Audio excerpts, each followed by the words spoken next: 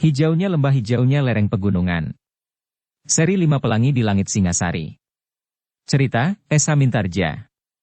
Audiobook, novel silat. Bab 106. Sementara itu Sangling itu pun berkata, "Dengar perintahku. Aku adalah Sangling. Tinggalkan kuda Sempati. Pasukannya akan berada di bawah pimpinanku sendiri." Kuda Sempati menjadi tegang. Namun tiba-tiba saja ia berteriak kepada pasukannya. "Bersiaplah. Kita adalah pasukan yang terpilih.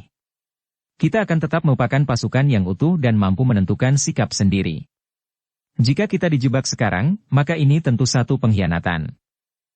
Para prajurit memang bertambah bingung. Sementara kuda Sempati berkata lebih lanjut. "Ingat para prajurit terpilih dari Sangling.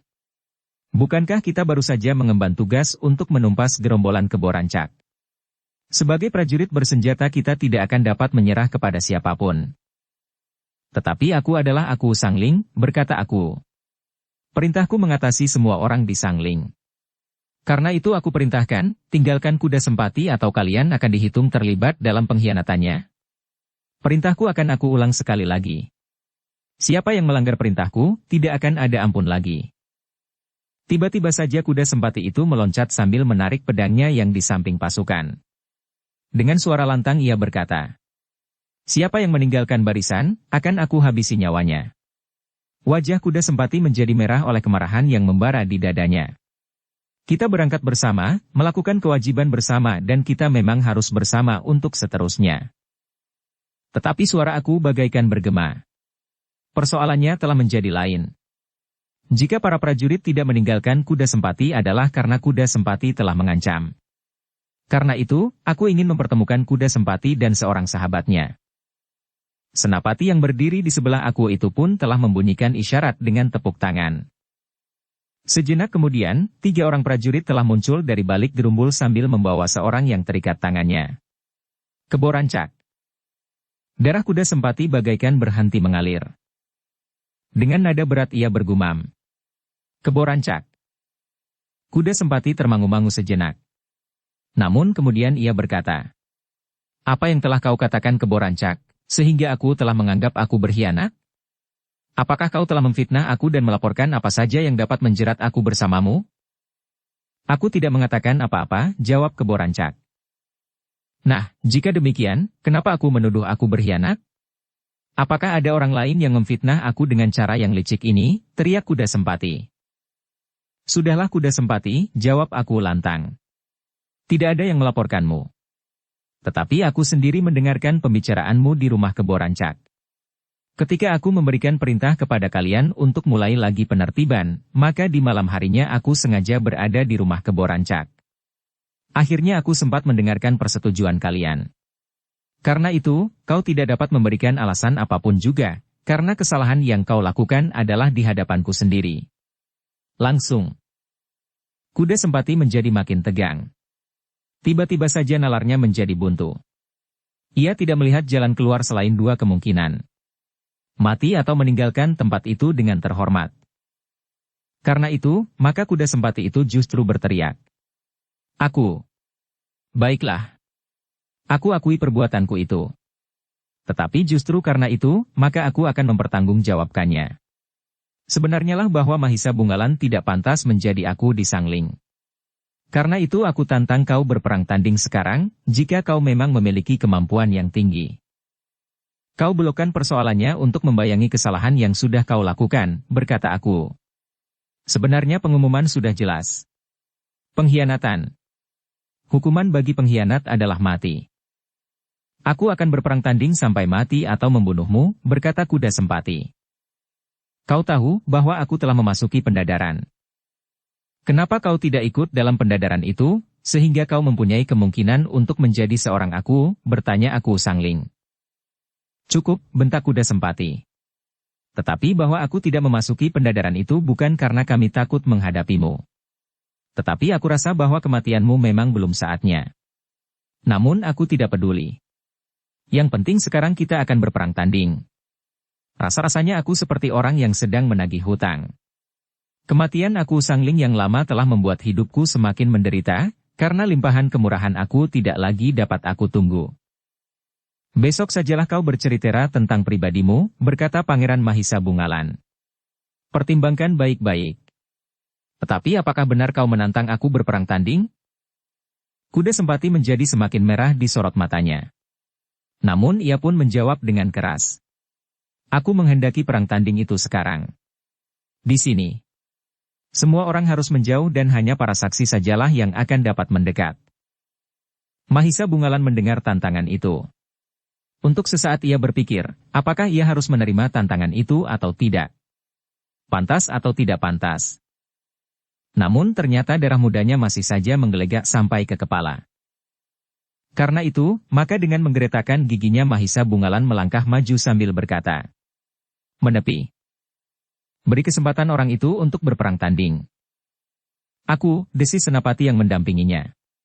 Dalam persoalan seperti ini aku dapat memerintahkan orang lain untuk melayaninya. Jika aku berkenan, perintahkan kepada hamba untuk memasuki arena mewakili aku. Senapati itu berhenti sejenak, lalu. Atau bahkan aku dapat mengambil kebijaksanaan lain tanpa menyentuh harga diri aku. Karena Senapati Kuda Sempati sudah jelas berkhianat, maka aku dapat memerintahkan pasukan Sangling untuk menangkapnya dan menghukum mati dengan mengabaikan tantangannya untuk berperang tanding. Terima kasih, desis aku Sangling. Aku akan segera menerima tantangannya. Juga orang lain yang melakukan kesalahan serupa. Wajah Kuda Sempati menjadi merah padam. Namun dalam pada itu, ternyata ada juga senapati yang lain yang menjadi berdebar-debar. Mereka tidak mengira bahwa aku Sangling yang baru, dengan caranya sendiri justru telah berhasil menjebak Senapati Kuda Sempati, senapati yang dianggap memiliki wibawa dan kelebihan di antara para senapati sebayanya. Sementara itu aku Sangling telah berdiri beberapa langkah dari Kuda Sempati.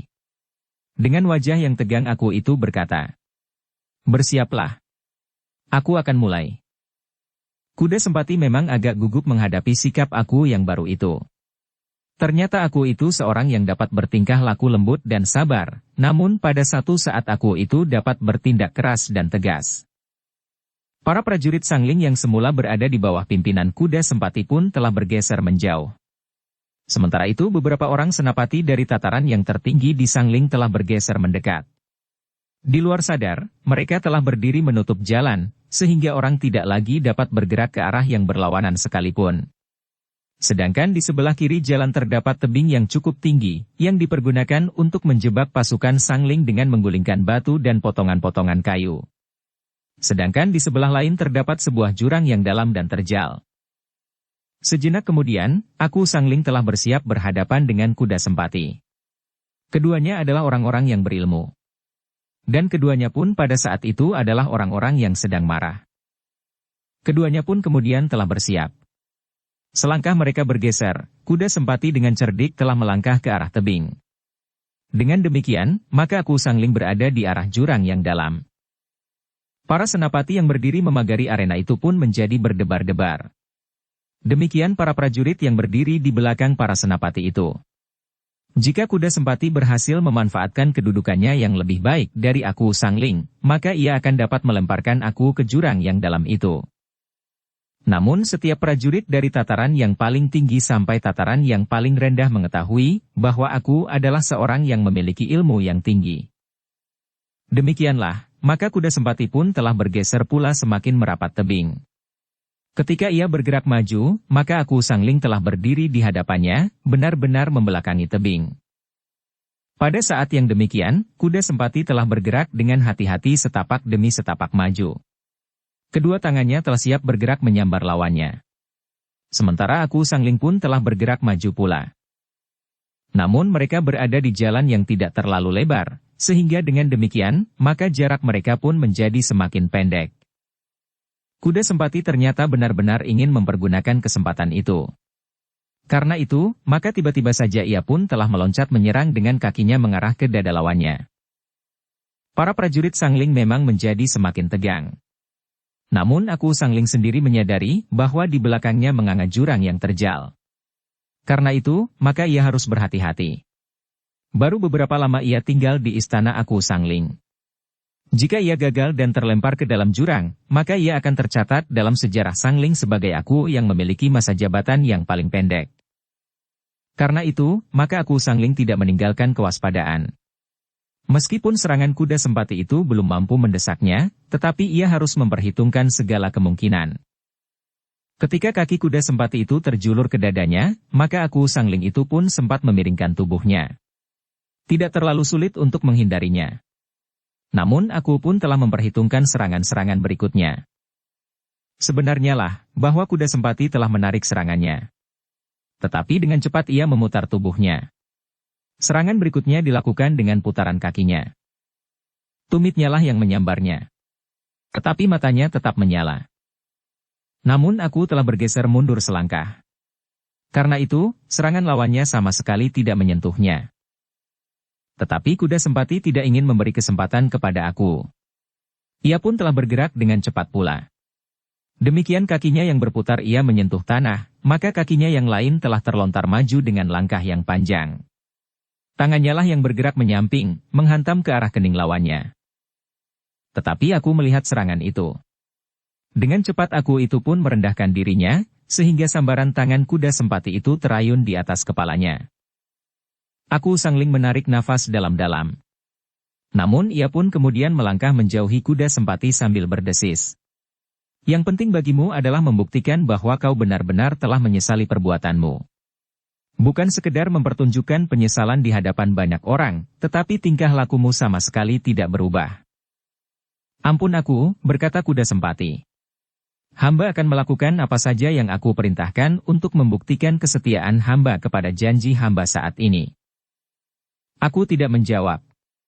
Namun tiba-tiba ia memberikan perintah. Kembali ke Sangling. Bawa semua tawanan, para pengikut Kebo Rancak. Para senapati pun menjadi termangu-mangu sejenak. Demikian pula dengan kuda Sempati. Namun sejenak kemudian seorang senapati yang lain telah mengambil alih pimpinan pasukan yang semula dipimpin oleh kuda Sempati itu. Kuda Sempati sendiri tidak dapat berpikir lagi, apakah harus dilakukannya. Sementara itu aku Sangling seolah-olah tidak menghiraukannya lagi. Sejenak kemudian, maka pasukan Sangling itu pun sudah mulai bergerak. Yang semula dipimpin oleh kuda Sempati pun telah bergerak pula, sementara pasukan yang lain telah mendahuluinya sambil membawa para tawanan termasuk Kebo Rancak sendiri. Sementara itu, beberapa orang yang terluka telah ditolong oleh kawan-kawannya. Ternyata bahwa kuda Sempati kemudian mengikut pula di belakang. Memang ada niatnya untuk melarikan diri saja, apalagi aku sudah tidak menghiraukannya lagi. Tetapi ada semacam hambatan di dalam hatinya untuk melakukannya. Karena itu, maka ia pun telah berjalan saja di belakang pasukan Sangling yang seolah-olah juga tidak menghiraukannya seperti aku yang berjalan di paling depan. Sementara itu, beberapa orang prajurit Sangling yang semula mengikuti kuda Sempati mengepung padukuhan Kebo Rancak telah memperbincangkan peristiwa yang baru saja terjadi. Seorang prajurit muda berdesis, memang membingungkan. Tidak ada yang membingungkan, jawab kawannya. Kenapa kau menjadi bingung? Hanya orang-orang yang nalarnya buram sajalah yang bingung. Jangan berkata begitu. Itu menyinggung perasaan, sahut prajurit yang pertama. Maaf, tetapi menurut penilaianku memang demikian. Bukankah sudah jelas bahwa aku Sangling ternyata dapat mengetahui rencana senapati kuda Sempati karena sempat mengikuti kuda Sempati dan mendengarkan pembicaraannya dengan Kebo Rancak. Kemudian aku yang tahu bahwa Kebo Rancak akan menjebak pasukan Sangling di sini atas persetujuan kuda Sempati, telah mengambil langkah sendiri. Akulah yang kemudian menjebak Kebo Rancak dan berhasil menangkapnya, sekaligus menangkap senapati kuda Sempati. Nah, apa yang membingungkan? Kawannya menarik nafas dalam-dalam. Tetapi ia berkata, aku tahu. Tetapi jangan menyinggung perasaanku lagi. Jika kau masih berani menyinggung perasaanku, aku tidak tahu jika akibatnya akan membuatmu menyesal. Tetapi prajurit yang lain itu tertawa. Katanya, sudahlah. Tenanglah. Kita bebas dari jebakan Kebo Rancak. Keduanya pun kemudian terdiam. Pasukan itu berjalan terus langsung menuju ke Sangling. Dalam pada itu, maka keberhasilan aku Sangling menghancurkan gerombolan Kebo Rancak memberikan harapan yang cerah bagi Sangling. Menurut perhitungan aku, maka gerombolan-gerombolan yang lain pun akan segera dapat dihancurkan pula. Ternyata bahwa kuda Sempati benar-benar menepati janjinya. Dengan sangat menyesal ia telah berbuat apa saja yang dapat dilakukan bagi kepentingan Sangling. Ketika aku memanggilnya, maka ia pun telah memberikan banyak sekali keterangan tentang beberapa orang senapati yang lain yang berbuat sebagaimana dilakukannya. Dengan demikian maka aku Sangling telah mendapat banyak kesempatan untuk menangkap para senapati yang telah berkhianat. Ternyata bahwa aku Sangling telah bertindak dengan cepat. Namun sebelumnya aku masih juga berusaha untuk menghindari tindak kekerasan atas para senapatinya sendiri. Karena itu, maka sebelum ia melakukan penangkapan-penangkapan, aku telah mengeluarkan maklumat bahwa mereka yang merasa bersalah harus melaporkan diri. Ternyata seruan itu ditaati oleh para senapati yang bersalah setelah aku berhasil membongkar kejahatan yang dilakukan oleh kuda Sempati. Beberapa orang senapati dengan sukarela telah melaporkan diri bahwa mereka memang telah bersalah. Untuk kepentingan langkah-langkah selanjutnya, maka aku telah mengumpulkan para senapati itu termasuk kuda Sempati dan menyimpan mereka untuk sementara. Aku tidak akan menghukum kalian yang telah dengan sukarela menyerahkan diri, berkata aku. Tetapi untuk sementara kalian terpaksa aku simpan sampai saatnya semuanya dapat aku selesaikan. Para senapati yang merasa bersalah itu sama sekali tidak dapat mengelak lagi. Namun yang dilakukan oleh aku itu bagi mereka adalah sikap yang paling lunak. Ternyata aku tidak menjatuhkan hukuman sebagaimana seharusnya dijatuhkan atas para pengkhianat. Dengan demikian, maka langkah-langkah yang dilakukan oleh aku selanjutnya menjadi semakin lancar.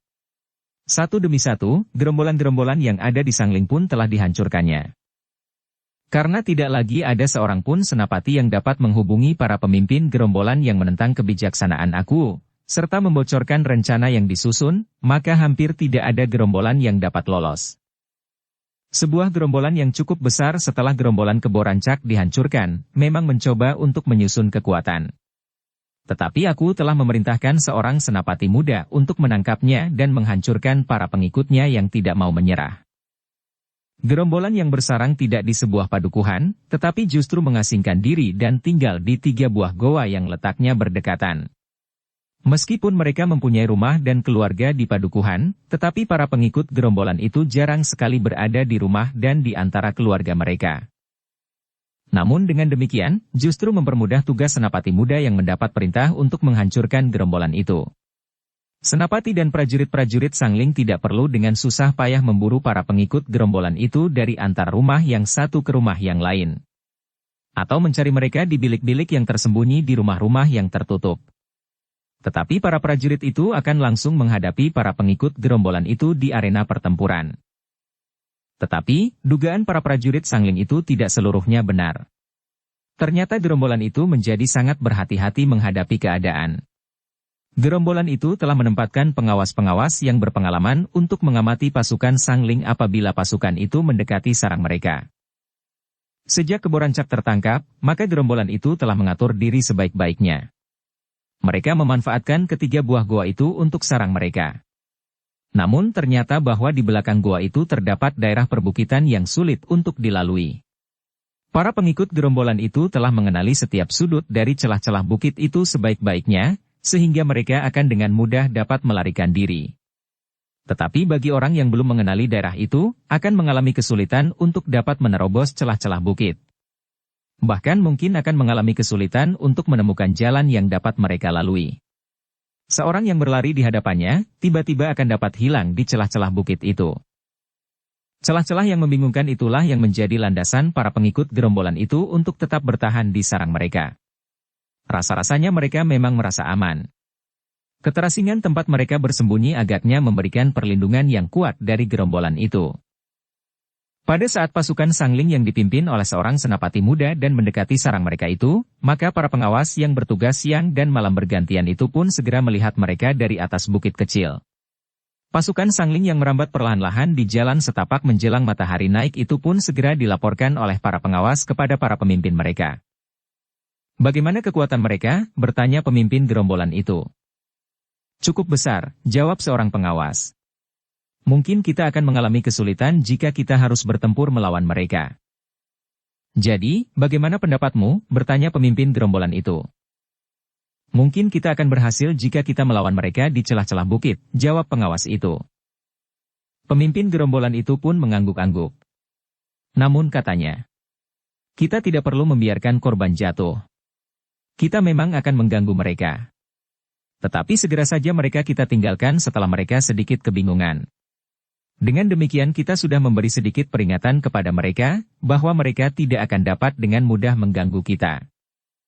Terserah atas kebijaksanaan Ki Lurah, berkata pengawas itu pula. Pemimpin gerombolan itu pun segera memberikan isyarat agar para penghuni goa itu pun bersiap. Penghuni 3 buah goa yang terpisah.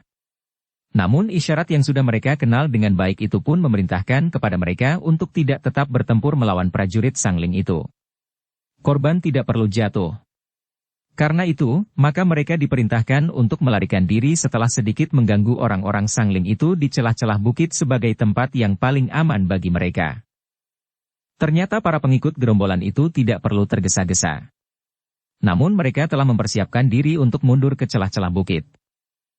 Demikianlah ketika kemudian pasukan Sangling itu menjadi semakin dekat, maka telah didengar isyarat pula yang hanya diketahui artinya oleh orang-orang dari gerombolan itu. Sejenak kemudian maka pasukan Sangling itu telah maju semakin dekat. Sebelum mereka mencapai pelataran 3 buah goa itu, maka para pengikut dari gerombolan itulah yang justru telah menyerangnya lebih dahulu. Para prajurit Sangling terkejut. Mereka tidak mengira bahwa gerombolan itu menyambut mereka dengan meriah. Pertempuran pun segera berkobar. Para prajurit Sangling yang memang sudah bersiap untuk bertempur itu pun segera berloncatan menyambut lawan-lawan mereka. Untuk beberapa saat lamanya pertempuran itu berlangsung. Namun kemudian para prajurit Sangling itu pun mendengar isyarat berbunyi. Bukan dari pasukan Sangling, tetapi dari lawan mereka. Namun para prajurit Sangling itu pun segera menduga bahwa lawan-lawan mereka itu akan menyingkir dari arena. Karena itu, maka para prajurit Sangling itu pun berusaha untuk mencegahnya. Mereka berusaha untuk tidak membuat jarak dengan para pengikut dari gerombolan itu. Namun ternyata bahwa orang-orang dari gerombolan itu memiliki cara yang cerdik untuk mengundurkan diri. Mereka bergerak serentak mundur dalam ikatan pasukan yang utuh. Namun ketika mereka sudah berada dekat di mulut goa, maka mereka pun tiba-tiba telah berloncatan berlari cerai-berai. Sebagian di antara mereka telah masuk ke dalam goa. Namun yang lain justru meloncat ke samping mulut-mulut goa dan menyelinap di antara pepohonan perdu dan batu-batu padas. Demikian kisruhnya sehingga untuk sesaat para prajurit Sangling harus berpikir, apa yang akan mereka lakukan. Namun waktu yang sekejap itu telah memberikan kesempatan kepada orang-orang dari gerombolan itu untuk melarikan diri. Tetapi tidak semua orang dapat terlepas dari tangan para prajurit Sangling. Betapapun mereka telah mengatur diri dalam kekisruhan itu, tetapi prajurit Sangling yang tangkas telah berhasil menangkap beberapa orang di antara mereka. Di antara mereka yang tertangkap itu ternyata telah terluka pula. Namun demikian, senapati muda yang memimpin prajurit Sangling itu telah memerintahkan pasukannya untuk mengejar orang-orang dari gerombolan itu. Tetapi berhati-hatilah. Jangan seorang diri. Para prajurit Sangling pun mematuhinya. Mereka telah berusaha untuk mengejar orang-orang yang melarikan diri itu. Namun mereka pun segera terjerat ke dalam lekuk-lekuk perbukitan.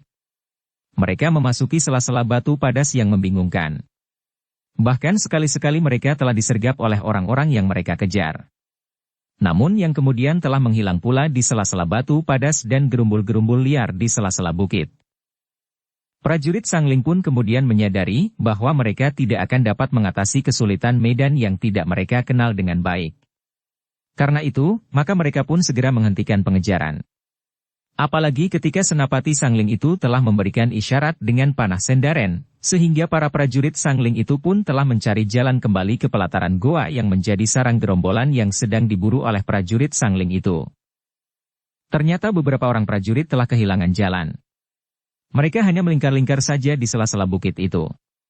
Namun prajurit Sangling yang sudah berada di pelataran goa telah melepaskan anak panah ke udara berkali-kali, sehingga para prajurit yang kehilangan jalan itu mampu menemukan kembali arah pelataran goa sarang gerombolan itu, sehingga mereka dapat kembali ke dalam kelompok mereka masing-masing. Dengan cepat, para pemimpin kelompok telah mengumpulkan orang-orangnya dan menghitung, apakah masih ada di antara mereka yang masih belum kembali. Ternyata para prajurit Sangling itu memerlukan waktu yang cukup lama untuk menunggu sampai orang yang terakhir yang kembali ke kelompoknya. Meskipun benturan itu hanya terjadi dalam waktu singkat, namun ada juga di antara prajurit Sangling yang terluka. Orang-orang yang mereka kejar sampai ke celah-celah bukit, ternyata telah mempergunakan kesempatan-kesempatan yang ada untuk menyergap dari persembunyiannya, sehingga melukai para prajurit Sangling yang masih belum banyak mengenal medan. Kegagalan sergapan pasukan Sangling itu telah membuat senapati muda yang memimpin pasukan Sangling itu menjadi marah. Tetapi Sangling tidak mempunyai banyak kesempatan. "Kita kehilangan jalan untuk mengejar mereka," berkata salah seorang pemimpin kelompok. "Sela-sela bukit berbatu padas itu membingungkan," berkata yang lain. Sementara itu yang lain lagi berkata, "Aku telah kehilangan jalan kembali. Untunglah kalian selalu melepaskan anak panah, sehingga aku dapat menemukan arah kembali ke pelataran goa ini." Senapati itu menarik nafas dalam-dalam. Namun ia pun kemudian berkata, "Ternyata goa ini mempunyai pintu rahasia untuk dapat keluar dari dalamnya lewat arah lain." Para prajurit yang mengejar buruan mereka telah menemukan jalan itu. Tetapi mereka kehilangan buruan mereka. "Lalu, apakah yang akan kita lakukan?" "Kita telah kehilangan mereka," berkata seorang pemimpin kelompok. Senapati itu termangu-mangu sejenak. Namun kemudian katanya, "Kita memang telah gagal. Tetapi kita tidak mau perjalanan kita ini sekedar perjalanan tamasya sementara beberapa orang di antara kita luka-luka." Para pemimpin kelompok mendengarkan keterangan senapati itu dengan saksama. Sementara senapati itu melanjutkan, "Kita harus memanfaatkan kehadiran kita di tempat ini. Kita harus mengenal lingkungan ini dengan baik. Kita akan kembali lagi ke tempat ini. Mungkin besok, mungkin lusa, mungkin sebulan lagi. Kita akan memasuki relung-relung dan sela-sela perbukitan itu," bertanya seorang pemimpin kelompok. "Kita mempunyai penunjuk jalan.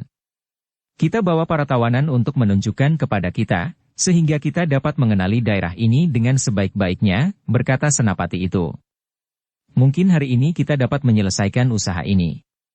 Tetapi jika perlu kita akan bermalam di sini." Para pemimpin kelompok itu pun mengangguk-angguk. Ternyata mereka sependapat dengan senapati itu, sehingga jika saatnya tiba, mereka akan kembali dan tidak lagi kehilangan jejak buruan mereka jika mereka harus bekerja di sela-sela batu padas. Demikianlah, maka sejenak kemudian maka senapati itu pun telah memerintahkan para pemimpin kelompok dan sebagian dari para prajurit untuk mengikutinya mengenali lingkungan yang sulit itu. Beberapa orang tawanan yang tidak mengalami cedera harus menunjukkan kepada mereka jalur-jalur yang harus diketahui oleh para prajurit itu di antara celah-celah perbukitan. Para tawanan itu tidak dapat menolak, meskipun mereka tahu bahwa usaha itu akan sangat berbahaya bagi kawan-kawan mereka. Tetapi di bawah ancaman ujung senjata, para tawanan itu tidak dapat berbuat lain. Untuk mempertajam pengamatan, maka senapati Sangling yang memimpin pasukan itu pun telah membagi kelompoknya menjadi dua, demikian pula para tawanan. Dengan cermat maka mereka pun telah mengamati celah-celah bukit itu. Mereka mencoba mengenali jalur-jalur yang berbelit dan berliku-liku itu. Mereka mengenal dengan saksama simpangan-simpangan yang ada dari jalur-jalur yang berbelit-belit. Mereka mencoba mengingat ciri-ciri dan tanda-tanda. Memang mereka tidak segera dapat mengingat semuanya. Tetapi senapati itu telah melintasi jalan-jalan sempit di celah-celah bukit itu beberapa kali. Demikian pula kelompok yang satu lagi. Sebagai prajurit yang terlatih, maka para senapati dan pemimpin kelompok serta sebagian dari para prajurit yang mengikuti usaha pengenalan itu pun agaknya tidak sia-sia. Sehingga akhirnya senapati yang memimpin pasukan itu memberikan isyarat agar para prajurit segera berkumpul.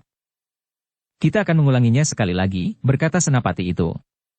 "Tetapi karena matahari telah menjadi rendah, maka kita akan bermalam di tempat ini. Besok kita akan mencoba mengenalinya sekali lagi. Saat hari masih gelap menjelang fajar. Jika kita masih bingung karena gelap maka kita akan dapat menunggu matahari yang segera akan terbit."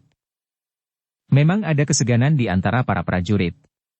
Namun keputusan senapati itu tidak dapat mereka bantah. Karena itu, maka pasukan itu pun telah bermalam di sarang gerombolan yang sedang mereka buru, namun berhasil meloloskan diri.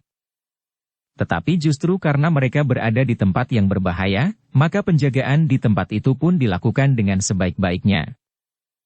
Namun ternyata bahwa 3 buah goa itu tidak mampu menampung semua orang di dalam pasukan Sangling itu. Karena itu, maka sebagian dari mereka harus berada di luar. Malam itu, pasukan Sangling sama sekali tidak mengalami gangguan. Yang tidur di luar goa harus menyelimuti dirinya dengan kain panjang mereka, karena embun yang menitik membuat malam menjadi sangat dingin. Tetapi para petugas yang berjaga-jaga telah membuat perapian untuk menghangatkan tubuh mereka. Meskipun demikian, para petugas itu tidak seluruhnya mengingini beberapa onggok perapian. Tetapi dalam kesiagaan beberapa orang berjalan hilir mudik di seputar pelataran goa itu. Menjelang fajar, maka para prajurit itu sudah mempersiapkan diri. Setelah membagikan sisa bekal mereka, maka para prajurit yang di hari pertama telah mengamati lingkungan itu, telah menebar pula. Namun mereka masih juga membawa para tawanan bersama mereka. Memang sulit untuk mengingat liku-liku jalan setapak di celah-celah bukit itu. Bahkan kadang-kadang mereka harus menyusup di bawah gerumbul-gerumbul, kemudian memanjat dinding padas yang tidak terlalu tinggi, serta kesulitan-kesulitan yang lain. Tetapi dengan disertai para tawanan, maka para prajurit itu pun menjadi semakin mengenali daerah yang banyak menyesatkan itu. Demikian matahari naik, maka para prajurit itu telah sampai di ujung daerah yang sulit itu, sehingga mereka tinggal menempuh jalan kembali ke pelataran goa. Senapati yang memimpin pasukan itu pun memutuskan bahwa mereka telah dapat mengenali daerah itu dengan baik. Namun demikian ia pun berkata, mudah-mudahan orang-orang dari gerombolan itu tidak menyadari bahwa kita telah mengenal daerah pelarian mereka, sehingga dengan demikian mereka akan kembali lagi ke goa ini. Tidak ada lagi yang tertinggal di goa ini, berkata seorang pemimpin kelompok. Nampaknya harta kekayaan mereka, sebagaimana biasa dimiliki gerombolan seperti ini, telah mereka pindahkan. Mungkin memang demikian, jawab Senapati. Tetapi ternyata mereka masih mempergunakan goa ini. Mereka agaknya menganggap goa ini adalah tempat persembunyian yang paling aman, meskipun setiap kali harus mereka tinggalkan. Tetapi di tempat lain mereka tidak akan menemukan lingkungan yang dapat melindungi mereka seperti di daerah ini. Seandainya mereka tidak berusaha untuk melawan kehadiran kita, maka mereka akan dengan selamat, tanpa meninggalkan seorang pun untuk menjadi tawanan. Para pemimpin kelompok itu pun mengangguk-angguk. Namun mereka memang mengerti sepenuhnya jalan pikiran Senapati yang memimpin pasukan Sangling itu. Demikianlah, maka mereka pun segera mengemasi diri untuk kembali ke Sangling. Mereka memang telah gagal. Tetapi mereka telah mendapatkan kesempatan yang akan dapat dipergunakan sebagai bekal dalam tugas mereka mendatang. Aku akan memohon kepada aku, agar aku ditugaskan lagi datang ke tempat ini, berkata Senapati muda itu ketika mereka meninggalkan sarang gerombolan yang tidak berhasil mereka jebak itu. Ketika pasukan itu tiba di Sangling, maka aku yang menerima mereka memang sudah mengira bahwa pasukan itu tidak berhasil menjalankan tugasnya. Aku yang melihat pasukan Sangling itu datang dengan hanya membawa sejumlah kecil tawanan, sudah dapat memperhitungkan. Namun ada juga kecemasan di hati aku, bahwa para prajurit Sangling telah menghabisi nyawa sejumlah besar para pengikut gerombolan itu. Dengan suara yang gemetar oleh perasaan kecewa, Senapati muda yang bertugas untuk memimpin pasukan Sangling itu melaporkan gerak pasukannya. Dengan menyesal Senapati itu mengakui kegagalannya, sehingga orang-orang dari gerombolan itu telah berhasil meloloskan diri. Hanya beberapa orang saja di antara mereka yang berhasil ditangkap. Namun Senapati itu pun telah menyampaikan permohonannya. Ampun aku. Hamba mohon, agar hamba mendapat kesempatan sekali lagi untuk menangkap orang-orang dari gerombolan itu. Dalam kegagalan itu, hamba telah mempergunakan kesempatan untuk meneliti lingkungan yang rumit itu. Hambatan para pemimpin kelompok telah berusaha untuk mengenali celah-celah bukit yang memberikan perlindungan kepada gerombolan itu untuk melarikan diri. Jika hamba mendapat kesempatan lagi, maka hamba yakin bahwa hamba akan dapat melakukannya dengan lebih baik. Aku Sangling mengangguk-angguk. Ia melihat kesungguhan pada wajah Senapati muda itu. Kegagalan itu ternyata benar-benar karena kecerdikan lawannya, didukung oleh medan yang sangat rumit. Karena itu, aku menilai bahwa hal itu sama sekali bukan karena ketidakmampuan Senapati muda itu, sehingga dengan demikian maka aku merasa tidak berkeberatan untuk memberinya kesempatan sekali lagi. Namun untuk menjaga segala kemungkinan, maka hal itu masih belum diucapkannya. Aku akan memikirkannya, bahwa permohonanmu masuk akal, berkata aku Sangling. Namun segala sesuatunya akan aku tentukan kemudian. Senapati itu memang kecewa. Tetapi ia masih mempunyai harapan. Aku Sangling telah menganggap bahwa permohonannya itu masuk akal. Mudah-mudahan hal itu menjadi pertanda bahwa aku akan mengabulkannya. Ketika aku kemudian memerintahkan untuk mengembalikan pasukan yang dibawa oleh senapati muda itu ke dalam kesatuannya, maka aku pun telah minta agar senapati itu mengantarkan 2 orang tawanan kepadanya. Senapati muda itu memang menjadi heran dan bahkan berdebar-debar. Apakah dengan demikian aku tidak mempercayai keterangannya dan mencari bahan dari para tawanan untuk membuat perbandingan? Tetapi senapati itu tidak dapat berbuat banyak. Ia memang harus meninggalkan kedua orang tawanan itu bersama aku Sangling. Sebenarnya lah aku Sangling memang ingin meyakinkan dirinya tentang kebenaran laporan senapati itu. Ia bukannya tidak percaya. Tetapi ia ingin mendapatkan bahan-bahan yang pasti, sehingga ia akan dapat mengambil keputusan yang tepat. Ternyata bahwa keterangan para tawanan telah memperkuat laporan senapati muda itu. Dengan demikian maka aku pun telah dapat mengambil kesimpulan, bahwa pada saatnya ia akan memerintahkan sekali lagi senapati muda itu untuk menangkap para pengikut gerombolan yang bersembunyi di dalam 3 buah goa yang berdekatan letaknya itu. Dalam pada itu, para pengikut gerombolan itu pun merasa bahwa mereka telah memenangkan permainan yang bagi mereka menyenangkan itu. Meskipun ada beberapa orang di antara kawan mereka yang tertangkap, tetapi jumlah mereka yang cukup besar itu tidak akan berkurang kekuatannya. 3 hari setelah mereka menyingkir, maka mereka pun telah kembali lagi. Mereka menganggap bahwa para prajurit itu tentu telah jera untuk kembali lagi. Bahkan seandainya para prajurit itu kembali lagi untuk menangkap mereka, maka mereka akan dapat mengajak mereka berkejaran lagi di sela-sela perbukitan. Bahkan pemimpin kelompok itu pun telah memerintahkan orang-orangnya untuk bersiap-siap bertempur di celah-celah batu-batu padas itu. Jika para prajurit Sangling itu berani mengejar terus, maka mereka akan kita musnahkan di celah-celah batu padas itu. Aku Sangling tentu marah atas kegagalan prajuritnya. Jika ia mengirim prajurit lagi, mungkin akan lebih banyak. Tetapi prajurit itu tentu pasukan baru yang belum pernah melihat medan ini. Mereka tentu baru mendengar dari para prajurit yang mengalami kegagalan itu. Yang merasa selalu dicengkam oleh ketegangan adalah para tawanan yang dibawa oleh senapati muda itu. Mereka tahu bahwa prajurit Sangling telah mengadakan pengamatan atas medan yang rumit itu. Meskipun tidak seakrab kawan-kawannya, namun para pemimpin kelompok prajurit Sangling itu telah mengetahui liku-liku dari jalan-jalan sempit yang kadang-kadang terputus, serta celah-celah batu-batu padas yang sempit dan hampir mustahil dapat dilalui.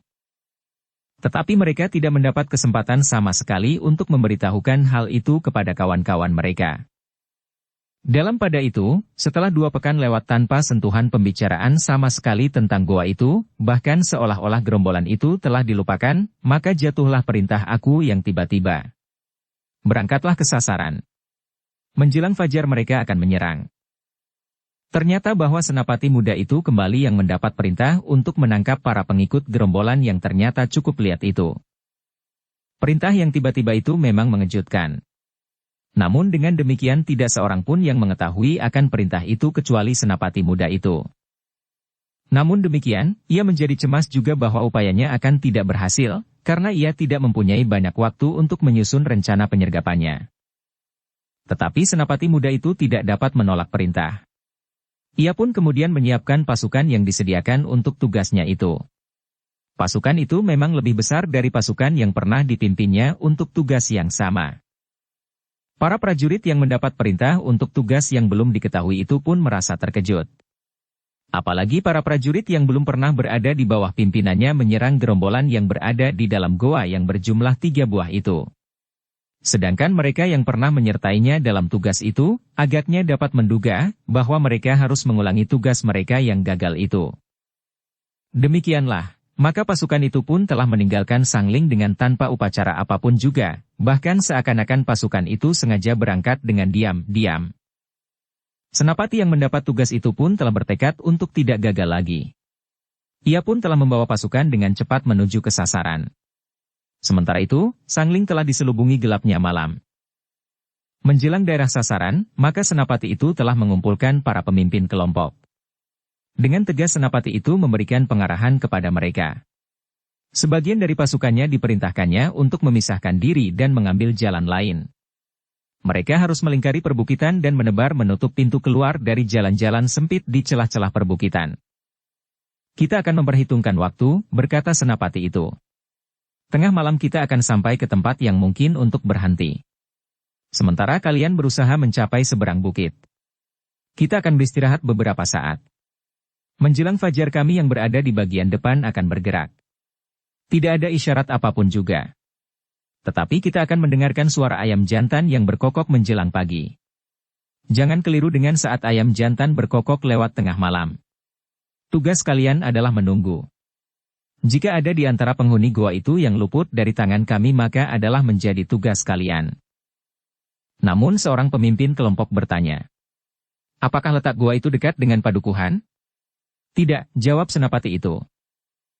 Jika demikian, apakah kita akan dapat mendengar suara ayam jantan yang berkokok? Bertanya pemimpin kelompok itu pula. Senapati itu mengerutkan keningnya. Namun ia pun mengangguk-angguk. Katanya, kau benar. Tetapi saat yang demikian dapat kami duga. Senapati itu berhenti sejenak, lalu. Baiklah. Aku akan berusaha untuk memperhitungkan waktu sebaik-baiknya. Kami akan menyerang goa itu. Jika penghuni goa itu kemudian melarikan diri, maka baru saat matahari terbit mereka akan mencapai jalan keluar dari celah-celah bukit. Karena itu, kalian harus sudah bersiap sebelum matahari terbit. Senapati yang mendapat perintah untuk memimpin bagian dari pasukan itu mengangguk sambil menjawab. Kami akan melaksanakan dengan sebaik-baiknya. Kita sekarang berpisah, berkata senapati muda itu. Berhati-hatilah. Di bawah pimpinan senapati pendamping, maka bagian dari pasukan itu telah melingkari daerah perbukitan. Beberapa orang pemimpin kelompok yang ikut pada serangan yang pertama ada di antara mereka, sehingga para pemimpin kelompok itu dapat menunjukkan jalan menuju ke tempat yang paling baik untuk menunggu gerombolan itu muncul jika mereka terlepas dari tangan prajurit sangling yang akan menyergap dari depan. Tetapi ketika mereka mendekati tempat yang mereka tuju, ternyata jarak waktu masih cukup panjang, sehingga pasukan itu pun berhenti di tempat yang agak terlindung oleh gerumbul-gerumbul perdu untuk sekedar beristirahat. Namun pesan senapati yang memimpin seluruh pasukan sangling itu adalah, bahwa sebelum matahari terbit, mereka harus sudah berada di mulut-mulut lorong-lorong sempit yang merupakan jalur dari celah-celah batu padas yang ada di antara perbukitan, yang agaknya semula telah dibuat oleh arus air di musim hujan. Bagi senapati yang tidak dapat beristirahat itu, waktu rasa-rasanya berjalan terlalu lamban. Malah menjadi sangat panjang. Namun bagi para prajurit yang jatuh dan tertidur lelap, maka mereka merasa seakan-akan matanya baru saja terpejam ketika mereka mendapat perintah untuk bersiap. Di bagian lain, pasukan yang dipimpin langsung oleh senapati muda itu pun telah menunggu di tempat yang telah ditentukan. Mereka mempergunakan waktu yang pendek itu untuk beristirahat pula, sebelum sampai saatnya mereka menyergap. Tetapi senapati itu sendiri sama sekali tidak beristirahat. Ia benar-benar dicengkam oleh ketegangan. Bukan karena ia merasa kecil di hadapan gerombolan itu, tetapi ia justru merasa cemas bahwa ia akan gagal lagi, sebagaimana pernah terjadi. Tetapi aku sudah berusaha sebaik-baiknya, berkata senapati itu kepada diri sendiri. Menjelang fajar pasukan sangling itu mulai bergerak. Pasukan itu dengan hati-hati menyusuri jalan menuju ke goa. Namun senapati itu sadar, bahwa sebelum mereka mencapai pelataran goa, maka tentu sudah ada pengamat yang melihat kedatangan mereka. Kemudian akan terjadi dua kemungkinan. Gerombolan itu akan mengadakan sekedar perlawanan untuk mengganggu prajurit sangling untuk kemudian melarikan diri. Adapun kemungkinan yang lain adalah bahwa mereka sama sekali tidak melawan. Mereka langsung melarikan diri ke daerah perbukitan itu. Perlahan-lahan pasukan sangling itu merayap mendekat. Mereka menempuh perjalanan lewat jalan sempit ke pelataran goa itu. Sebenarnya lah, para pengawas yang ada di dalam lingkungan gerombolan itu pun segera melihat kehadiran pasukan sangling itu. Dengan serta-merta mereka pun segera berlari untuk memberikan laporan. Pemimpin gerombolan yang masih tidur itu yang kemudian dibangunkan, harus cepat mengambil keputusan. Apakah mereka akan melawan atau tidak? Sejenak pemimpin gerombolan itu berpikir. Seorang pembantunya yang terdekat pun kemudian memberikan pertimbangan. Lawan cukup banyak menurut laporan yang kita terima. Karena itu, terserah kepada Ki Lurah, apakah perlu sekedar memberikan perlawanan atau tidak. Ki Lurah itu pun kemudian berkata, "Baiklah. Kita tinggalkan daerah peristirahatan kita ini. Kita tidak perlu melawan mereka agar tidak seorang pun di antara kita yang terbunuh atau tertangkap seperti yang terdahulu. Tetapi mungkin kita akan mengganggu mereka di celah-celah bukit." Pembantunya yang terdekat itu pun segera menyampaikan perintah itu kepada semua pengikutnya dan memerintahkan mereka segera meninggalkan tempat. Sejenak kemudian, maka orang-orang yang menghuni 3 buah goa itu pun segera melarikan diri. Sementara matahari mulai membayang di langit. Senapati muda yang memimpin pasukan Sangling itu pun segera mengetahui pula bahwa para pengikut gerombolan itu pun tidak melakukan perlawanan. Dengan demikian maka mereka akan segera melarikan diri. Karena itu, maka senapati muda itu pun memerintahkan pasukan untuk cepat mendesak dan mengejar memasuki daerah perbukitan. Namun senapati muda itu telah memerintahkan kepada para prajurit Sangling. Jangan seorang diri. Siapapun juga harus berada dalam kelompok. Mereka mungkin akan memukul kita di jalan-jalan sempit di celah-celah batu padas perbukitan itu. Dengan demikian, maka setiap orang di dalam pasukan itu harus memilih kawan-kawan mereka yang terdekat untuk memenuhi perintah aku itu meskipun sebenarnya mereka menganggap hal itu tidak terlalu penting. Sebenarnya ketika pasukan Sangling itu sampai ke pelataran goa, maka mereka melihat orang-orang yang terakhir berlari meninggalkan tempat itu. Orang itu tidak menyusup lewat bagian dalam goanya yang terbuka itu. Beberapa orang prajurit Sangling yang pernah ikut dalam tugas serupa sebelumnya telah membawa beberapa orang kawannya untuk melihat ke dalam goa. Ternyata goa itu pun telah kosong sebagaimana mereka duga. Berdasarkan perintah senapati muda dari Sangling itu, maka pasukan Sangling harus berusaha mengejar dan menemukan mereka.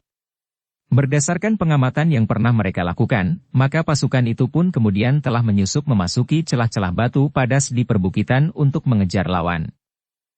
Namun karena yang pernah menyusuri celah-celah padepokan itu tidak semua orang dari pasukan Sangling yang terdahulu, maka mereka pun telah berjalan dalam kelompok-kelompok. Di paling depan adalah mereka yang telah mengenali daerah yang rumit itu. Beberapa kelompok yang mengejar gerombolan itu telah memencar. Mereka menyusup melalui lintasan yang berbeda-beda agar pasukan Sangling itu tidak dikelabui oleh lawan mereka. Jika lawan mereka mengetahui kekosongan di beberapa jalur, maka mungkin mereka justru akan kembali lagi ke dalam goa dan melarikan diri lewat jalan di depan pelataran goa itu sebagaimana dipergunakan oleh pasukan Sangling menuju ke goa itu. Karena pasukan Sangling berada dalam kelompok-kelompok, maka para pengikut gerombolan yang mereka buru itu tidak dapat mengganggu. Mereka tidak berani menyerang dan kemudian menghilang. Apalagi menurut penglihatan mereka, maka para prajurit Sangling itu seakan-akan telah memenuhi jalur-jalur yang ada di celah-celah perbukitan itu, sehingga tidak ada lagi tempat yang tersisa. Karena itu, maka tidak ada jalan lain untuk menyelamatkan diri dari tangan orang-orang Sangling selain berlari menjauh dan muncul di bagian lain. Tetapi gerombolan itu tidak mengira sama sekali, bahwa menjelang matahari terbit, beberapa kelompok pasukan Sangling telah menunggu di mulut-mulut lorong. Sebenarnya lah para pengikut gerombolan itu terkejut bukan main. Demikian mereka meloncat keluar dari celah-celah bukit, maka ujung-ujung senjata telah menunggu mereka. Maka tidak ada jalan lain kecuali menarik senjata mereka yang tergantung di lambung, serta jenis-jenis senjata yang lain yang memang dipergunakan oleh orang-orang dari gerombolan itu. Seorang yang bertubuh tinggi besar ternyata membawa bindi yang berat. Sedangkan seorang yang bertubuh kecil agak pendek telah mempersenjatai dirinya dengan tombak pendek. Sementara itu ada pula yang membawa canggah, sejenis tombak yang bermata rangkap. Prajurit Sangling telah benar-benar bersiaga. Karena itu, maka demikian beberapa orang muncul, senapati yang diserahi memimpin pasukan itu pun berteriak. "Menyerah sajalah." "Bukan watak kami untuk menyerah," jawab salah seorang di antara mereka yang baru muncul dari celah-celah bukit itu. Namun kemudian ternyata seorang pemimpin kelompok dengan cerdik telah berusaha untuk memperpanjang waktu berbicara. Jika mereka mempunyai kesempatan untuk berbicara lebih banyak, maka pasukan Sangling yang mengikuti gerombolan yang melarikan diri itu semakin dekat. Namun tiba-tiba senapati itu bertanya, "Siapakah kalian?" Tetapi salah seorang di antara gerombolan itu ganti bertanya, "Kenapa baru sekarang kau bertanya? Sementara itu kau sudah mengancam agar kami menyerah."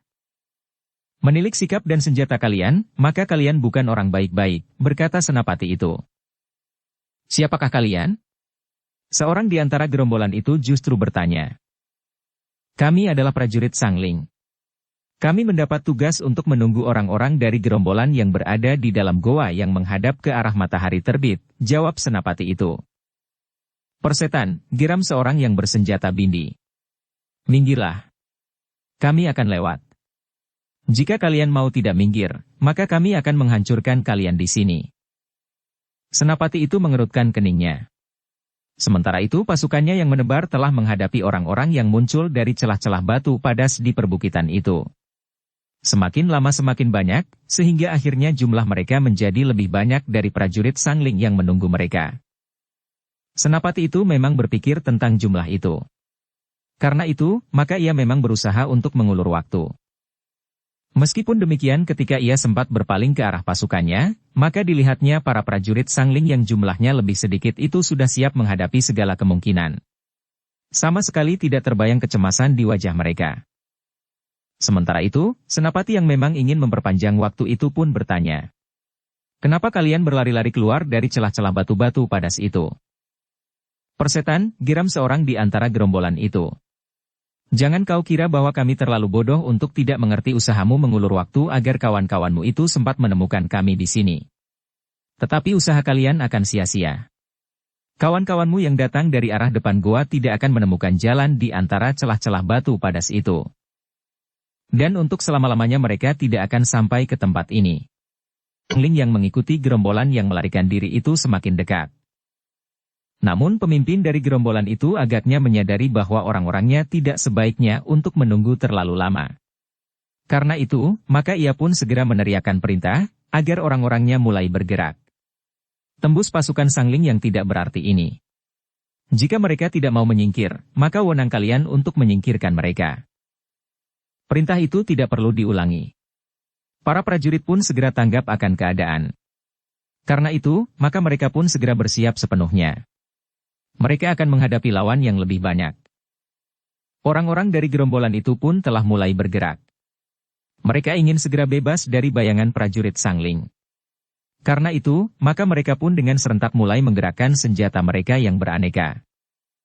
Seorang yang bertubuh raksasa mengayunkan bindinya yang besar sehingga terdengar suara bergaung di udara. Yang lain merundukkan canggahnya yang bertangkai panjang, sementara seorang yang bertubuh pendek agak kegemukan bersenjata pedang dan perisai kecil di tangan kirinya. Pertempuran tidak dapat dicegah lagi.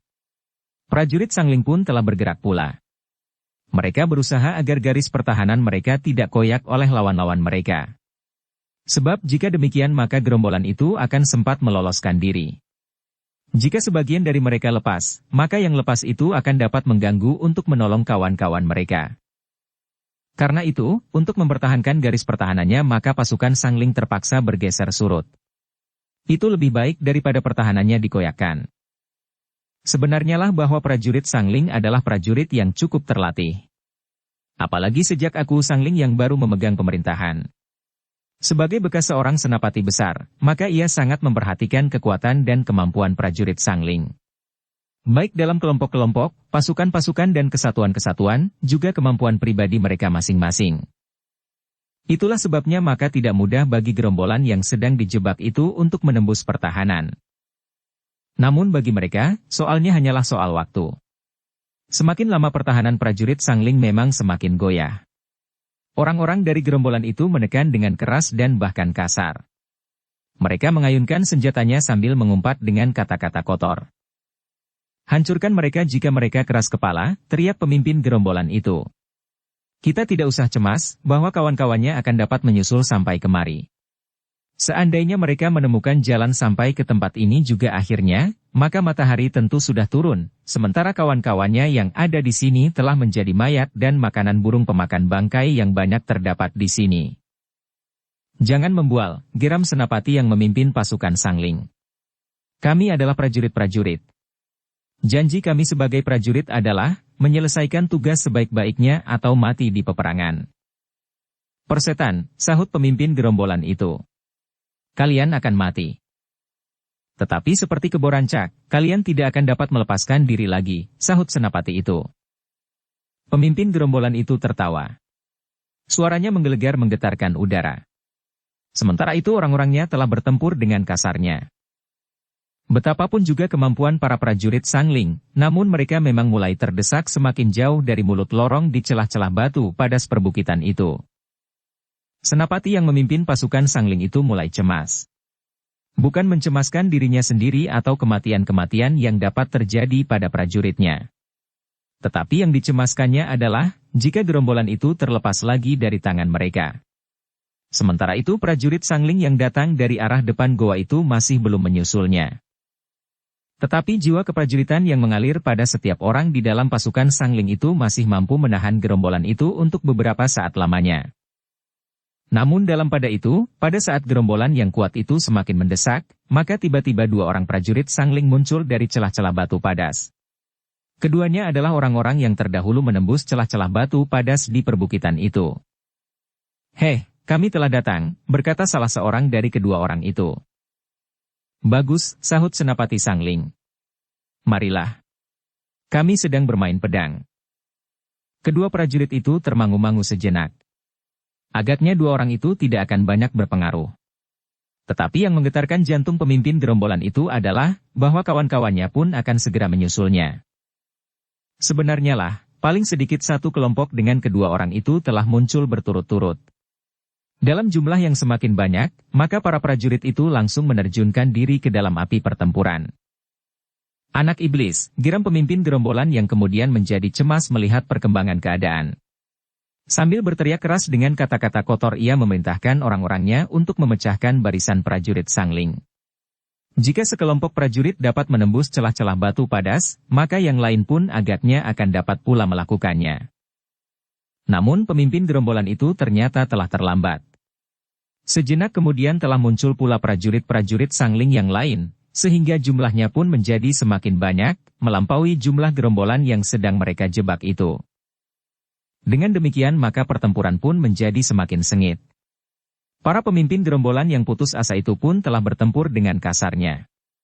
Meskipun demikian, mereka memang tidak akan dapat menembus pertahanan prajurit Sangling, karena sebagian dari mereka harus berbalik dan bertempur melawan prajurit Sangling yang berhasil mengejar mereka keluar dari daerah yang dianggap sulit untuk ditembus. Semakin lama maka pasukan Sangling pun menjadi semakin lengkap. Karena itu, maka harapan gerombolan itu untuk lolos pun menjadi semakin sempit. Bahkan akhirnya mereka menyadari bahwa tidak ada jalan sama sekali untuk keluar dari kepungan prajurit Sangling. Senapati yang sejak semula mendapat tugas untuk menunggu itu pun telah berusaha untuk menghancurkan gerombolan itu. Ia tidak lagi meneriakkan peringatan apapun, karena ia menganggap bahwa kesempatan yang diberikan sudah cukup luas bagi gerombolan itu. Tetapi gerombolan itu sama sekali tidak menghiraukannya sehingga ia tidak merasa perlu untuk memperingatkan mereka sekali lagi. Tetapi berbeda dengan senapati itu, senapati muda yang memimpin seluruh pasukan itu pun tiba-tiba saja berteriak. "Menyerahlah kalian. Jika tidak, maka pasukan Sangling akan benar-benar menghancurkan kalian." Mendengar teriakan itu, senapati yang memimpin pasukan yang terdahulu bertempur itu pun berkata lantang. "Aku sudah cukup memberikan peringatan kepada mereka." Tetapi mereka sama sekali tidak menghiraukan. Bahkan mereka telah menghina kemampuan prajurit Sangling. Senapati muda yang memimpin seluruh pasukan itu mengerutkan keningnya, ia tidak menduga bahwa senapati bawahannya itu akan memberikan tanggapan atas peringatannya. Namun senapati muda itu mencoba mengerti kemarahan senapati yang merasa terhina itu. Tetapi senapati itu tidak menjawab. Meskipun demikian sebagai panglima pasukan itu, maka jika memang di antara gerombolan itu ada yang menyerah, maka ia terikat kepada peringatan yang telah diberikan. Pemimpin gerombolan itu akhirnya memang merasa bahwa mereka tidak akan mempunyai kesempatan lagi untuk berbuat sesuatu. Karena itu, maka ia mulai memikirkan untuk menyerah saja. Tetapi sikap senapati yang terdahulu bertempur itu memang agak meragukan. Namun setelah mereka bertempur semakin lama, pemimpin gerombolan itu pun menjadi semakin cemas akan keadaan orang-orangnya. Satu-satu mereka jatuh dan mencucurkan darah. Karena itu, maka ia pun kemudian telah mengambil langkah yang untung-untungan. Jika senapati yang datang kemudian itu lebih berpengaruh, maka ia akan dapat menyelamatkan sisa orang-orangnya meskipun mungkin dirinya sendiri akan digantung. Dengan demikian, maka sesaat kemudian, pemimpin gerombolan itu pun telah meneriakkan aba-aba. Lepaskan senjata. Apapun yang akan terjadi. Para pengikutnya masih tetap ragu-ragu. Namun senapati muda itu pun berteriak pula. Aku masih memberi kalian kesempatan. Atas nama pemerintah Sangling. Perintah itu memang tegas. Namun senapati yang sejak semula berada di tempat itu memang merasa kecewa. Meskipun demikian sebagai seorang prajurit, maka ia tidak dapat membantah perintah senapati dalam kedudukan yang lebih tinggi. Sebenarnya lah, bahwa para pengikut gerombolan itu pun tidak lagi melihat kemungkinan lain. Mereka pun segera telah melemparkan senjata-senjata mereka dan bergeser saling mendekat. Para prajurit Sangling pun telah mengepung mereka semakin rapat. Namun agaknya mereka sama sekali sudah tidak ingin melawan lagi. Dengan demikian maka senapati itu telah mampu menyelesaikan tugasnya dengan hasil yang jauh lebih baik dari kegagalannya. Senapati itu merasa bahwa ia telah menebus kesalahan yang pernah dilakukannya sebelumnya. Para pengikut gerombolan itu pun kemudian dikumpulkan menjadi beberapa kelompok dengan penjagaan yang kuat. Namun sebagian dari mereka telah mendapat kesempatan untuk mengurus kawan-kawan mereka yang sudah terlanjur tertusuk pedang. Baik yang terluka maupun yang terbunuh. Kumpulkan mereka. Kita akan membawanya ke Sangling, perintah senapati itu. Tetapi ternyata bahwa ada pula di antara para prajurit Sangling yang terbunuh pula dalam pertempuran itu meskipun jumlahnya terhitung sedikit sekali dibanding dengan korban di pihak gerombolan yang dapat mereka jebak itu. Karena itulah, maka para prajurit Sangling pun telah membawa kawan-kawan mereka yang gugur dan yang terluka parah. Mereka tidak mau menyerahkan tubuh itu kepada para tawanan. Para prajurit Sangling ingin memberikan penghormatan kepada kawan-kawan mereka dengan memanggul tubuh-tubuh yang sudah semakin membeku itu. Senapati itu pun tidak berlama-lama berada di tempat itu. Setelah membenahi pasukannya dan mengatur tawanannya, maka senapati itu pun segera memerintahkan pasukannya kembali ke pusat pemerintahan di Sangling. Sepanjang jalan, iring-iringan itu mendapat perhatian yang besar dari rakyat Sangling. Tindakan-tindakan tegas yang dilakukan oleh aku yang baru itu memang memberikan ketenangan kepada rakyat Sangling, karena dengan demikian, maka tidak akan sering terjadi lagi kerusuhan-kerusuhan yang menggelisahkan. Meskipun gerombolan-gerombolan yang demikian jarang sekali melakukan perampokan atau membuat kerusuhan di Sangling sendiri, namun sikap mereka yang kasar dan seakan-akan tidak terikat pada paugeran, membuat orang-orang di sekelilingnya selalu dibayangi oleh kecemasan. Meskipun orang-orang kasar itu tidak mengambil harta benda, tetapi kadang-kadang mereka mengambil yang jauh lebih berharga, karena pernah terjadi, di antara orang-orang kasar itu telah mengambil seorang anak gadis yang meningkat dewasa. Bagaimanapun ayah dan ibunya menangisi, serta gadis itu sendiri pingsan karenanya, tetapi orang-orang kasar itu sama sekali tidak menghiraukannya. Dan ternyata pada saat lain telah terjadi pula hal yang serupa di padukuhan yang lain. Karena itu, maka langkah yang diambil dengan tegas oleh aku itu memberikan ketenangan kepada rakyat Sangling. Keberhasilan senapati muda itu telah disambut dengan gembira oleh para pemimpin Sangling. Aku sendiri menyatakan selamat kepada senapati muda yang telah membuktikan kata-katanya, bahwa jika ia mendapat kesempatan sekali lagi, maka hasilnya akan lebih baik dari yang terdahulu. Ternyata bukan saja lebih baik, tetapi ia benar-benar telah berhasil. Ia telah menghancurkan gerombolan itu sehingga tidak akan mampu untuk bangkit kembali. Namun keberhasilan itu justru membuat aku semakin yakin bahwa usahanya akan berhasil. Setelah gerombolan-gerombolan terbesar, termasuk gerombolan Kebo Rancak dan gerombolan yang tinggal di dalam goa yang berjajar 3 itu, maka gerombolan-gerombolan lain tidak lagi terdapat kesulitan. Bahkan aku telah memerintahkan prajurit Sangling dalam satu saat untuk menghancurkan 2 buah gerombolan sekaligus. Gerombolan yang lebih kecil dari gerombolan sebelumnya. Langkah-langkah aku itu telah menimbulkan kepercayaan yang semakin tinggi kepadanya. Ternyata ia bukan saja seorang yang mempunyai wibawa yang tinggi, tetapi aku itu benar-benar memikirkan kesejahteraan rakyatnya. Dari hari ke hari, maka aku benar-benar telah berhasil menguasai wilayahnya. Dengan rajin aku mempergunakan sebagian dari waktunya untuk melihat segala sudut-sudut pakuannya. Sebagai seorang aku ia harus mengenal semua tempat dan keadaan hidup rakyatnya. Aku tidak segan-segan menemui rakyatnya yang hidup di tempat yang paling terasing pun dan berbicara dengan mereka tentang kesulitan-kesulitan hidup yang mereka alami. Aku tidak menjadi marah jika ia mendengar laporan tentang hal-hal yang kurang baik. Justru aku selalu memerintahkan kepada semua bebahu di padukuhan-padukuhan untuk memberikan laporan yang benar tentang padukuhan mereka.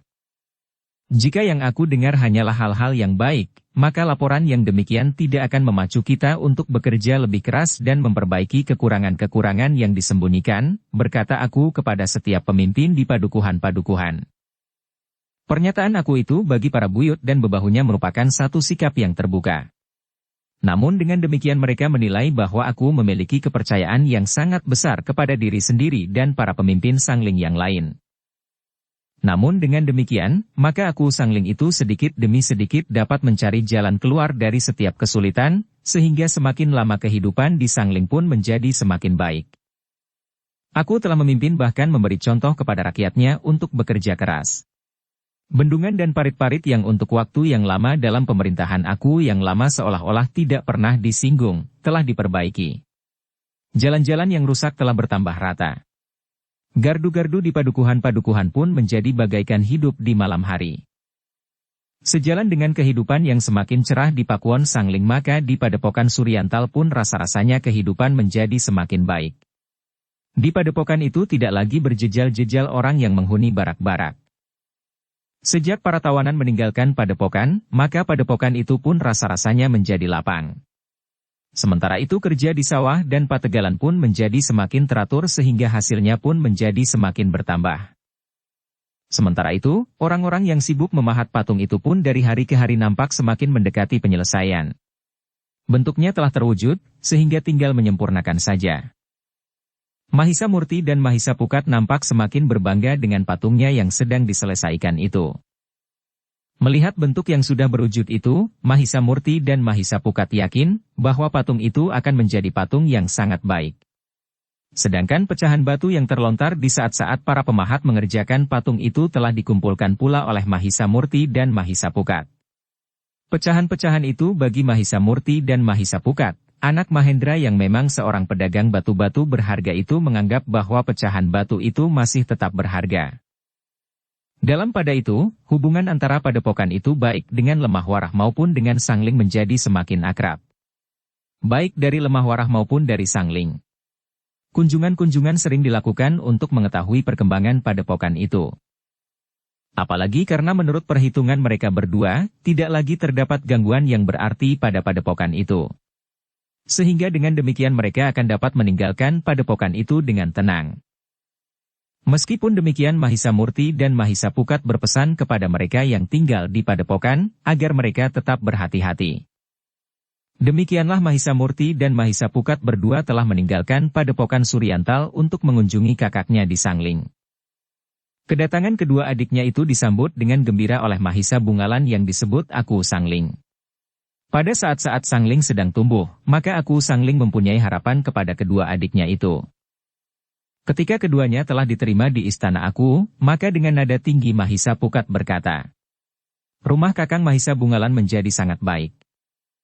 "Bukan rumahku," jawab Mahisa Bungalan. "Ini rumah rakyat Sangling. Aku hanya menempatinya saja." "Ini istana aku Sangling," berkata Mahisa Murti. "Jika kelak kau menjadi aku dimanapun, maka kau akan mendapat istana pula seperti ini. Bukankah kita pernah berada di istana aku Lemah Warah?" Mahisa Pukat tersenyum. Sambil mengangguk-angguk ia menjawab, "Ya, istana Sangling memang termasuk besar dan baik. Bahkan mungkin istana ini lebih besar dari istana di Lemah Warah." Mahisa Bungalan pun tersenyum. Namun ia pun kemudian bertanya, "Apakah ayah sudah lama meninggalkan padepokan pada kunjungan terakhirnya?" "Belum terlalu lama," jawab Mahisa Murti. "Dalam perjalanan dagangnya, ayah sering singgah. Meskipun yang sering itu pun berjarak panjang. Tetapi bukankah ayah sudah tidak terlalu sering pergi? Umurnya sudah semakin tua dan mungkin ayah sudah menjadi jenuh dengan pekerjaan yang dilakukannya sejak muda," berkata Mahisa Bungalan. "Kami sudah siap melanjutkan kerja ayah," berkata Mahisa Pukat. "Kami sudah mempelajari bagaimana harus menilai batu-batu berharga atau besi aji." Mahisa Bungalan tertawa. "Tetapi," katanya, "aku mempunyai pikiran lain." "Tentang kami?" bertanya Mahisa Murti. "Ya. Tentang kalian, jawab Mahisa Bungalan. Sebagaimana kau lihat, Sangling kini sedang berkembang. Memang kami melihatnya, jawab Mahisa Murti. Sebenarnya lah bahwa kami, rakyat Sangling memerlukan bantuanmu berdua, berkata Mahisa Bungalan. Mahisa Murti dan Mahisa Pukat saling berpandangan sejenak. Namun untuk sesaat keduanya tidak menjawab. Aku sendiri di sini, berkata Mahisa Bungalan. Kadang-kadang aku memerlukan kawan berbincang. Meskipun di sini terdapat banyak senapati dan para pemimpin yang lain, tetapi kadang-kadang aku tidak dapat berbicara sesuatu tentang usaha untuk meningkatkan kemampuan para prajurit Sangling. Jika aku bekerja sendiri, kecuali mungkin tenagaku tidak akan mampu mencakup tugas itu, waktunya pun tentu akan terlalu panjang. Mahisa Murti dan Mahisa Pukat saling berpandangan sejenak. Keinginan kakaknya itu memang menarik. Tetapi Mahisa Murti telah menjawab. Bukan maksudku menolak tawaran yang sangat menarik itu. Tetapi untuk sementara kami ingin tetap berada di padepokan. Patung kami itu hampir selesai. Sementara itu kami masih tetap harus berjaga-jaga jika ada pihak lain yang menginginkannya. Mahisa Bungalan mengerutkan keningnya. Sementara Mahisa Pukat berkata, maafkan kami. Tetapi jika patung itu sudah selesai dan sudah berada di Singasari, mungkin kami akan mempertimbangkannya lebih jauh. Mahisa Bungalan memang menjadi kecewa. Tetapi ia dapat mengerti bahwa kedua adiknya itu tentu merasa bahwa tugasnya belum selesai. Apalagi mereka telah membawa 2 orang prajurit Singasari untuk tinggal di padepokan itu, sehingga tidak pantas jika justru prajurit-prajurit itu mereka tinggalkan. Namun demikian aku Sangling itu berkata. Menurut penilaianku, kemampuan prajurit masih agak jauh dari kemampuan prajurit Singasari. Demikian pula para senapatinya. Tetapi hal itu wajar sekali. Karena itu, maka ada niatku untuk membangun kekuatan yang memadai di Sangling. Aku ingin menempa para prajurit dengan kemampuan-kemampuan yang khusus. Tetapi kau dapat membayangkan, sampai kapan aku akan dapat selesai jika aku hanya sendiri, meskipun secara bertahap sekalipun. Mungkin aku akan dapat memilih 10 orang terbaik yang akan dapat aku latih secara khusus untuk kemudian melatih masing-masing 10 orang. Namun yang 10 orang itu tentu diperlukan waktu yang lama, karena aku mempunyai tugas yang bermacam-macam di sini. Berbeda dengan jika kalian berada di sini. Kalian dapat secara khusus menempa para prajurit tanpa terganggu dengan tugas-tugas lain yang menyita banyak sekali waktu. Mahisa Murti dan Mahisa Pukat mengangguk-angguk. Tetapi mereka tetap terikat pada batu hijaunya yang sudah hampir selesai itu. Meskipun demikian Mahisa Murti pun berkata, kami akan memikirkannya. Jika patung itu sudah selesai, agaknya banyak hal lain yang dapat kami kerjakan di luar padepokan itu. Aku mengerti, berkata Mahisa Bungalan.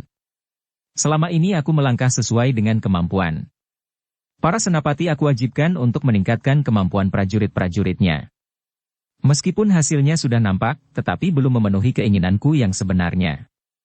Tetapi dibandingkan dengan masa-masa yang lalu, tata keprajuritan Sangling sudah banyak mendapat kemajuan. Mahisa Murti dan Mahisa Pukat mengangguk-angguk.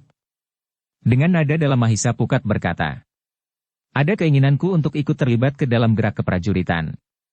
Mudah-mudahan tidak terlalu lama kami akan dapat melakukannya. Mahisa Bungalan tersenyum. Katanya, baiklah. Pada saatnya kau akan datang kembali ke Pakuan ini. Kita akan bersama-sama membangun agar Pakuan Sangling dapat segera menjadi Pakuan yang kuat dan besar sebagaimana Pakuan Lemahwarah. Menurut penglihatanku Sangling tidak kalah dari Lemahwarah, berkata Mahisa Murti. Menilik wujud kewadagannya, berkata Mahisa Bungalan. Tetapi isinya Sangling bukan apa-apa dibanding dengan Lemahwarah. Aku Lemahwarah adalah seorang aku yang matang dalam tugasnya. Agaknya ia adalah seorang aku yang temurun sejak ayah dan kakeknya, sehingga sejak kanak-kanak ia sudah mengetahui apa yang harus dikerjakan oleh seorang aku. Sementara itu aku menjadi aku saat mulai belajar mengenal tugas-tugas seorang aku. Mahisa Murti dan Mahisa Pukat mengangguk-angguk. Namun Mahisa Murti pun berkata, tetapi ada hal lain yang membuat Sangling lebih lambat dari Lemahwarah sekarang ini. Kau warisi Pakuan ini dalam keadaan yang sulit. Meskipun nampaknya Sangling waktu itu kuat, tetapi agaknya lapuk di dalamnya. Ya. Setelah aku berada di dalam, maka aku melihat kekurangan itu. Tetapi bukan salah orang-orang Sangling. Mereka sudah memberikan semua yang mereka miliki. Para prajurit pun telah melakukan yang paling baik yang dapat mereka lakukan. Tetapi batas kemampuan mereka memang tidak cukup tinggi untuk tataran seorang prajurit, sahut aku Sangling. Namun sekarang aku telah melihat banyak kemajuan. Namun masih jauh dari yang aku harapkan. Tetapi perkembangan itu akan berlanjut, berkata Mahisa Pukat. Lebih baik lambat tetapi bergerak daripada diam sama sekali. Jika kalian ada di sini maka gerak itu akan menjadi semakin cepat, berkata aku Sangling. Mahisa Murti dan Mahisa Pukat tidak menjawab. Mereka mengangguk-angguk kecil. Namun mereka memang masih belum mempunyai kesempatan itu. Untuk lebih meyakinkan kedua adiknya, maka aku Sangling telah membawa keduanya untuk melihat latihan-latihan di sore hari. Seorang senapati yang tengah memberikan latihan khusus kepada pemimpin kelompok yang ada di bawah pimpinannya. Kau lihat, berkata aku Sangling. Tataran itulah yang baru dapat dicapai. Tetapi itu adalah satu kemajuan yang sangat besar bagi Sangling dibandingkan dengan masa lewat. Bukan tentang tingkat ilmunya, tetapi tingkat kesadaran mereka untuk menempa diri sebagai seorang prajurit. Satu bekal yang sangat berarti, berkata Mahisa Murti. Tanpa kemauan yang besar, maka tidak ada yang dapat dicapai oleh seseorang. Mahisa Bungalan mengangguk-angguk. Setelah berbincang tentang berbagai hal yang berhubungan dengan Sangling, maka ternyata kedua adiknya itu telah mendapat kepercayaan dari Kediri untuk ikut serta mengatasi kesulitan yang ditimbulkan oleh sanak kadang Sri Baginda sendiri. Namun usaha yang untuk menarik perhatian adik-adiknya memang berhasil menyentuh jantung mereka. Tetapi keduanya tidak dapat meninggalkan padepokan Suryantal itu segera. Meskipun demikian Mahisa Bungalan berhasil menahan kedua adiknya itu untuk tinggal beberapa hari di Sangling. Yang beberapa hari itu ternyata telah dimanfaatkan oleh Mahisa Bungalan. Ia telah memanggil 20 orang perwira terpilih dari antara para senapati Sangling. Ada waktu sepekan, berkata aku Sangling kepada para perwira itu. Kedua adikku mumpung berada di sini. Pergunakan waktu yang sepekan ini sebaik-baiknya untuk mendapatkan petunjuk-petunjuk yang paling mula dari ilmu yang akan menjadi semakin rumit. Aku Sangling telah menempatkan 20 orang perwira itu dalam satu barak khusus. Mereka tidak boleh meninggalkan barak itu selagi mereka berada dalam masa penempaan diri yang hanya sepekan itu. Waktunya sangat sempit, berkata aku. Mungkin ilmu kalian memang tidak meningkat dalam waktu sepekan itu. Tetapi setidak-tidaknya kedua adikku akan dapat meningkatkan wawasan kalian yang dapat kalian pergunakan sebagai bekal untuk meningkatkan ilmu kalian selanjutnya. Kedua adikku hanya akan membuka selaraknya. Kalian sendirilah yang harus berusaha membuka pintu dan masuk ke dalamnya. Mahisa Murti dan Mahisa Pukat memang tidak dapat menolak permintaan kakak mereka itu. Meskipun hal itu dapat dilakukan sendiri oleh Mahisa Bungalan, tetapi yang dilakukan oleh Mahisa Murti dan Mahisa Pukat itu dalam sepekan secara khusus dan tidak terputus, akan sama hasilnya dengan apa yang dilakukan oleh aku dalam waktu lebih dari 2 bulan, karena aku tidak akan mungkin dapat menyisihkan waktunya terlalu banyak. Jika dalam sehari aku hanya dapat menyisihkan waktunya setelah senja turun sampai saatnya sirep uang, maka waktu yang sempit itu tidak akan banyak memberikan arti. Sementara itu aku sendiri tentu sudah merasa letih oleh tugas-tugasnya, sehingga ia tidak akan dapat memusatkan perhatiannya kepada pembajaan diri bagi para senapati itu. Demikianlah, maka tanpa tenggang waktu, 20 orang senapati telah berada di dalam barak khusus. Mereka harus bersiap lahir dan batin untuk ditempa oleh Mahisa Murti dan Mahisa Pukat yang masih muda itu. Mula-mula memang timbul perasaan janggal dari para senapati itu. Namun mereka tidak dapat melupakan apa yang pernah dilakukan oleh kedua orang anak muda itu di padepokan Suryantal. Beberapa orang di antara para senapati itu adalah mereka yang terlibat dalam penyerbuan padepokan itu yang dipimpin langsung oleh aku Sangling yang lama. Merekalah saksi yang bukan saja berada di arena yang sama, tetapi yang menyaksikan betapa tinggi ilmu kedua orang anak muda itu. Tetapi ternyata ada 2 orang senapati yang belum pernah mengenal sendiri kemampuan kedua anak muda itu, sementara mereka tidak terlalu percaya kepada cerita kawan-kawannya, ia pun justru menyalahkan kawan-kawannya yang tidak melihat sendiri, tetapi justru yakin akan kemampuan Mahisa Murti dan Mahisa Pukat. Bagaimana aku dapat percaya kepada anak-anak itu, berkata salah seorang senapati itu. Aku melihat sendiri, berkata seorang senapati. Betapa tinggi ilmunya. Aku pun pernah ditawan di padepokan itu dan atas kemurahan para pemimpin padepokan itu, aku dan para tawanan yang lain telah dibebaskan. Kau ingin menjilat, justru karena kedua anak muda itu adalah adik aku yang sekarang, berkata kedua senapati itu. Apakah kau tidak percaya kepada aku, bertanya kawannya yang pernah menyaksikan ilmu Mahisa Murti dan Mahisa Pukat. Bukan begitu. Aku adalah prajurit yang setia. Aku yakin akan kepemimpinan aku yang sekarang. Tetapi kedua anak muda itu adalah adik-adik aku. Mereka bukan aku itu sendiri, jawab prajurit itu. Tetapi yang menempatkan mereka di sini adalah aku. Kebijaksanaannya dilakukan atas nama aku itu sendiri, jawab senapati yang pernah menyaksikan kemampuan Mahisa Murti dan Mahisa Pukat. Baiklah. Terus terang aku ragu-ragu. Betapapun tingginya kebijaksanaan seseorang, tetapi terhadap saudaranya sendiri kadang-kadang ada sedikit kekaburan. Mungkin kedua anak muda itu memang berilmu tinggi. Tetapi aku belum pernah menyaksikannya, jawab senapati itu. Jadi kau meragukannya, bertanya kawannya yang pernah menyaksikan kemampuan kedua adik aku itu. Ya, jawabnya. Baiklah. Aku akan mengusahakan agar mereka membuktikan kemampuannya dengan memijit keningmu. Hanya memijit. Sebab jika ia memukul, apalagi dengan lambaran ilmunya, kau tentu akan mati dengan satu ayunan. Senapati yang meragukan kemampuan kedua adik aku itu termangu-mangu. Tetapi ia tidak menjawab lagi. Bahkan katanya, kita akan melihat apa yang akan dilakukan selama sepekan. Demikianlah maka 20 orang itu telah memasuki latihan-latihan khusus yang berat. 10 orang di bawah bimbingan Mahisa Murti dan 10 orang di bawah bimbingan Mahisa Pukat. Namun kedua orang itu menyadari bahwa membimbing latihan-latihan bagi orang lain adalah tugas yang berat. Mungkin seseorang memang memiliki kemampuan yang tinggi. Tetapi belum tentu orang itu mampu menularkan kemampuannya kepada orang lain. Meskipun demikian, baik Mahisa Murti maupun Mahisa Pukat telah berusaha sebaik-baiknya untuk memberikan petunjuk-petunjuk tentang ilmu kanuragan kepada para senapati sangling itu. Di samping petunjuk-petunjuk yang diperlukan, maka mereka pun telah mengadakan latihan-latihan yang berat. Mereka setiap pagi telah dibawa oleh Mahisa Murti dan Mahisa Pukat keluar dari kota Sangling. Menjelang terang tanah mereka telah berlari-lari menuruni tebing-tebing sungai dan naik ke atas tanggul dan menyusuri lereng-lereng pegunungan. Para senapati itu tidak dapat mengelak. Mereka memang mengeluh oleh latihan-latihan yang berat. Tetapi Mahisa Murti dan Mahisa Pukat sendiri selalu ikut pula bersama mereka, sehingga para senapati itu merasa segan untuk berhenti di tengah jalan betapapun mereka merasa letih. Jika kemudian matahari terbit dan mereka telah berada di barak khusus yang disediakan bagi para senapati itu, maka Mahisa Murti dan Mahisa Pukat telah membawa 10 orang masing-masing untuk memanaskan badan sebelum mereka memasuki latihan-latihan yang sebenarnya. Mereka kemudian memang mendapat istirahat sejenak. Namun kemudian akan segera mulai dengan latihan-latihan kanuragan yang berat. Yang aku minta kalian lakukan sekarang adalah kemungkinan-kemungkinan.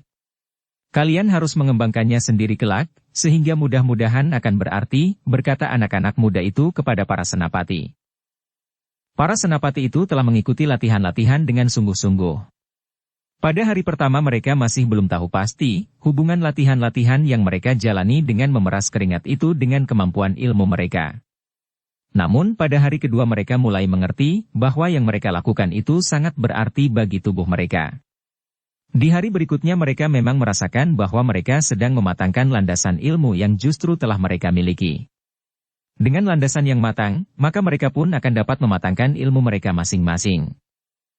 Itulah yang penting bagi kalian, berkata Mahisa Murti dan Mahisa Pukat kepada para senapati. Aku memang tidak akan memberikan unsur-unsur gerak yang rumit bagi kalian untuk memahami ilmu yang aku miliki. Tetapi dengan mematangkan landasannya, maka kalian akan lebih memahami ilmu yang telah kalian miliki masing-masing untuk kelak dapat kalian kembangkan. Para senapati itu mengangguk-angguk. Mereka memang merasakan keuntungan itu, meskipun tubuh mereka di hari ketiga itu sudah bagaikan remuk. Tetapi tekad dan kemauan merekalah yang membuat mereka masih tetap bertahan. Pada hari berikutnya, Mahisa Murti dan Mahisa Pukat telah memberikan beberapa peragaan ilmu kepada para senapati. Kedua orang anak muda itu telah bertempur disaksikan oleh para senapati. Mereka seakan-akan benar-benar terlibat ke dalam pertempuran yang sengit. Mereka benar-benar telah mengenai tubuh lawan masing-masing. Namun Mahisa Murti dan Mahisa Pukat masih mempergunakan tenaga wadak sewajarnya didukung oleh sedikit peningkatan tenaga cadangan, namun dengan demikian maka sentuhan-sentuhannya tidak terlalu berbahaya. Sedangkan rasa sakit yang ditimbulkannya masih mampu diatasinya. Pada hari yang keempat itu pula Mahisa Murti dan Mahisa Pukat memberikan petunjuk-petunjuk untuk membuka kemungkinan para senapati itu mempergunakan tenaga cadangannya. Untuk pertama kali mereka memang harus mengadakan latihan-latihan pernafasan. Namun kemudian menguasai urat-urat nadi dan otot-otot yang menjalar di seluruh tubuh adalah permulaan dari usaha untuk membuka tenaga cadangan di dalam diri. Latihan-latihan di hari keempat memang merupakan latihan yang sangat berat. Di saat malam turun dan melewati wayah Sirep Uwong, mereka masih tetap melakukan latihan-latihan sehingga menjelang tengah malam. Namun pada saat Mahisa Murti dan Mahisa Pukat menghentikan latihan itu, maka para senapati itu rasa-rasanya tidak lagi dapat beranjak dari tempatnya. Kalian mendapat kesempatan untuk mandi, berkata Mahisa Murti dan Mahisa Pukat. Namun kemudian, setelah makan, kalian harus berkumpul kembali. Waktu kita tinggal sehari besok. Karena itu kita akan mempergunakannya sebaik-baiknya. Para senapati itu saling berpandangan. Namun tidak seorang pun yang berani mengelak. Apalagi mereka telah menyadari bahwa apa yang mereka dapatkan itu sangat berarti bagi diri mereka selaku seorang senapati. Karena itu seperti yang diperintahkan oleh anak-anak muda itu. Setelah mereka makan, maka mereka pun telah berkumpul kembali betapapun punggung mereka serasa patah. Dalam kesempatan itu, senapati yang meragukan kemampuan kedua anak muda itu digamit oleh kawannya sambil bertanya. Apakah kau masih ingin mencoba kemampuannya? Senapati yang meragukan kemampuan Mahisa Murti dan Mahisa Pukat itu berkata, aku mengagumi caranya menempa diri. Tetapi keduanya belum menunjukkan sesuatu yang membuat jantungku berhenti berdenyut, sebagaimana pernah diperlihatkan oleh kakaknya, Mahisa Bungalan. Apakah itu perlu? Bertanya kawannya. Senapati yang ragu-ragu itu merenung sejenak. Namun ia pun kemudian menggeleng. Katanya, tidak. Bagaimanapun juga yang dilakukan ini sangat berarti bagi kita semuanya. Tetapi agaknya kau ingin sejenis pengeram-eram, bertanya senapati yang meragukan itu tidak menjawab. Tetapi senapati itu menjawab. Tidak. Tepokan Suryantal untuk mengunjungi kakaknya di Sangling. Kawannya tersenyum. Namun sebenarnya lah bahwa Mahisa Murti dan Mahisa Pukat belum menunjukkan bahwa ilmu mereka benar-benar berada di luar jangkauan nalar. Namun kawannya itu memang sudah melihat betapa tingginya ilmu kedua anak muda itu. Ternyata bahwa lewat tengah malam Mahisa Murti dan Mahisa Pukat telah berada kembali di antara para senapati itu. Para senapati dan Mahisa Murti serta Mahisa Pukat sendiri, malam itu sama sekali tidak akan tidur barang sekejap pun. Mereka akan bertahan dengan latihan-latihan yang berat. Bahkan Mahisa Murti dan Mahisa Pukat yang telah menyatukan rencana latihan-latihan mereka berkata kepada para senapati di kelompok masing-masing. Kita tidak akan tidur malam ini, besok dan malam besok. Wajah-wajah menjadi tegang. Namun para senapati yang telah merasakan manfaat dari latihan-latihan yang telah mereka lakukan itu berkata di dalam hati. Jika kedua anak muda itu dapat tahan, aku pun harus dapat. Karena itu, maka para senapati itu tidak mengeluh. Mereka justru telah mempersiapkan lahir batin mereka untuk menghadapi saat-saat latihan terakhir yang berat. Namun dengan latihan-latihan yang telah mereka lakukan, maka hati mereka memang seolah-olah terbuka. Mereka mulai melihat makna tata gerak yang pernah mereka pelajari. Jika sebelumnya mereka seakan-akan hanya sekedar menirukan dari orang-orang yang memberikan latihan kepada mereka, maka kemudian mereka dapat mengerti kenapa hal itu dilakukan. Sehingga dengan demikian meskipun mereka belum sempat berpikir dengan sungguh-sungguh, namun mereka pun seakan-akan melihat satu kemungkinan bahwa yang mereka lakukan itu dapat mereka kembangkan untuk tujuan dan alasan yang berbeda-beda. Dalam pada itu, di sisa malam itu Mahisa Murti dan Mahisa Pukat telah membawa kelompok masing-masing untuk menempuh perjalanan di malam hari. Tidak dengan mengerahkan kekuatan. Mereka berjalan saja seperti mereka sedang melihat-lihat lingkungan Pakuwon Sangling yang baru itu, meskipun dalam gelapnya malam. Namun agaknya Mahisa Murti dan Mahisa Pukat memang ingin menghabiskan sisa malam itu. Mereka berjalan memutar-mutar, melalui bulak-bulak panjang, melintasi pategalan dan lereng-lereng pegunungan. Menyeberangi sungai-sungai dan menuruni lembah. Betapapun letihnya para senapati itu, namun mereka terpaksa berjalan terus. Meskipun ada di antara mereka yang berjalan dengan mata terpejam oleh kantuk yang hampir tidak tertahankan. Namun jika mereka harus melintasi pematang yang sempit atau menuruni lereng batu pada siang terjal, maka mata mereka pun harus terbuka. Ketika matahari kemudian terbit, betapapun besarnya daya tahan para prajurit itu, namun rasa-rasanya kaki mereka tidak dapat melangkah lagi. Meskipun demikian mereka harus berjalan sampai ke barak. Tetapi Mahisa Murti dan Mahisa Pukat kemudian memerintahkan agar para senapati itu tidak masuk ke dalam barak. Mereka harus tetap berada di halaman. Ingat, berkata Mahisa Murti dan Mahisa Pukat kepada kelompok-kelompok senapati yang menjadi tanggung jawab masing-masing. Kita tidak akan tidur semalam, hari ini dan nanti malam. Para senapati tidak menjawab. Namun mereka pun kemudian telah tersebar di halaman dan serambi barak mereka. Ketika juru masak menghidangkan air panas, maka rasa-rasanya para senapati itu mendapatkan titik-titik kekuatan untuk mengisi kekosongan tenaga di dalam diri mereka. Namun oleh kelelahan yang sangat, maka meskipun para senapati itu tidak masuk ke dalam bilik mereka masing-masing, namun ada juga di antara mereka yang tertidur sambil bersandar dinding. Ketika minuman panas di tangannya tumpah sedikit di kakinya, maka ia pun telah terkejut. Mahisa Murti dan Mahisa Pukat pun kemudian mempersilahkan para senapati itu untuk mandi dan berbenah diri. Setelah makan pagi dan beristirahat sejenak, mereka akan melakukan latihan-latihan berikutnya. Apakah anak-anak itu tidak mempunyai jantung? Desis seorang senapati yang sangat kelelahan. Mungkin mereka mengalami latihan-latihan seberat ini ketika mereka menempa diri, berkata senapati yang lain sambil matanya separuh terpejam. Mereka memang menjadi agak segar ketika mereka kemudian makan pagi. Namun sejenak kemudian kantuk pun semakin menjadi-jadi. Pada saat mereka beristirahat setelah makan pagi, hampir semua orang telah tertidur sambil duduk di serambi atau bersandar tiang barak, karena mereka tetap tidak boleh masuk ke dalamnya. Meskipun mereka diperbolehkan mandi, tetapi pakaian mereka sama sekali tidak boleh berganti. Ketika matahari mulai memanjat langit, maka latihan-latihan pun akan segera dimulai. Mahisa Murti dan Mahisa Pukat akan membawa para senapati itu ke tempat yang sepi di luar lingkungan padukuhan-padukuhan di Sangling. Kita akan memasuki hutan, berkata Mahisa Murti dan Mahisa Pukat. Untuk apa? Tiba-tiba di luar sadar seorang senapati yang masih mengantuk bertanya. Semua orang berpaling kepadanya. Sementara senapati itu sendiri terkejut mendengar pertanyaannya. Namun Mahisa Murti menjawab. Kita akan memanfaatkan hari terakhir ini sebaik-baiknya, jawaban itu membuat para senapati semakin berdebar-debar. Namun mereka tidak mempunyai banyak kesempatan. Mereka pun segera berangkat meninggalkan barak itu menuju ke daerah yang berhutan lebat. Para senapati itu memang menjadi berdebar-debar. Hutan yang mereka tuju adalah hutan yang jarang sekali disentuh oleh kaki manusia. Mereka tidak tahu apa yang terdapat di dalam hutan itu. Mungkin binatang buas, mungkin jenis-jenis binatang yang tidak pernah mereka kenal sebelumnya.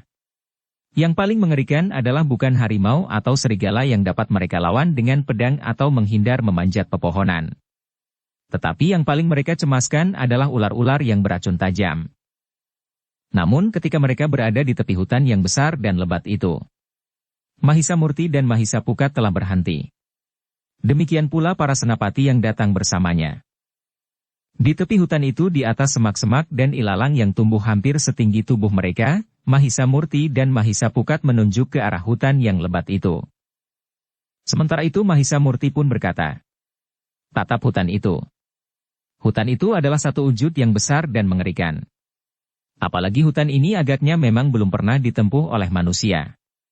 Di hadapan hutan yang besar ini, kita akan merasa terlalu kecil untuk menaklukkannya. Tetapi kita harus meyakini diri kita sendiri. Kita adalah manusia yang diciptakan oleh Yang Maha Pencipta sebagai makhluk yang berderajat paling tinggi. Kita diberi wewenang untuk menguasai dan memanfaatkan alam. Termasuk hutan ini. Kita harus dapat menaklukkannya, meskipun kita tidak boleh bertindak sewenang-wenang, karena hutan ini merupakan salah satu jari-jari perputaran roda kehidupan.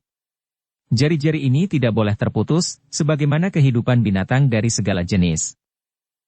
Memang terasa kengerian menyentuh jantung para senapati itu.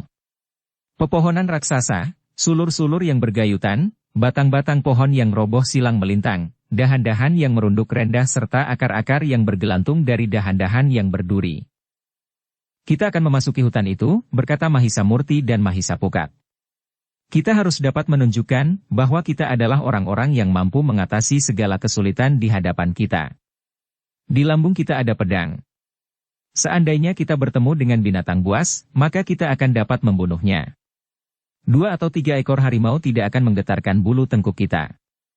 Jika kita menghadapi lawan yang tidak akan dapat kita atasi, misalnya sekelompok banteng yang jumlahnya lebih dari jumlah kita, maka kita akan dapat memanjat pepohonan yang tersedia dalam jumlah yang tidak terbatas. Para senapati itu saling berpandangan. Bahkan seorang senapati berkata, "Apa hubungannya dengan peningkatan ilmu kita? Apakah keduanya memberikan tuntutan tata gerak dan unsur-unsur baru selama ini? Tetapi kita merasakan manfaatnya, desis yang lain." "Iya," jawab yang pertama. "Aku memang merasakannya.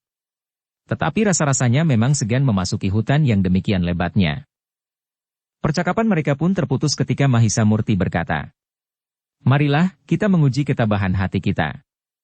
Hutan ini bukan hutan yang asing bagi kalian, karena hutan ini sudah ada di sini sejak kalian belum dilahirkan.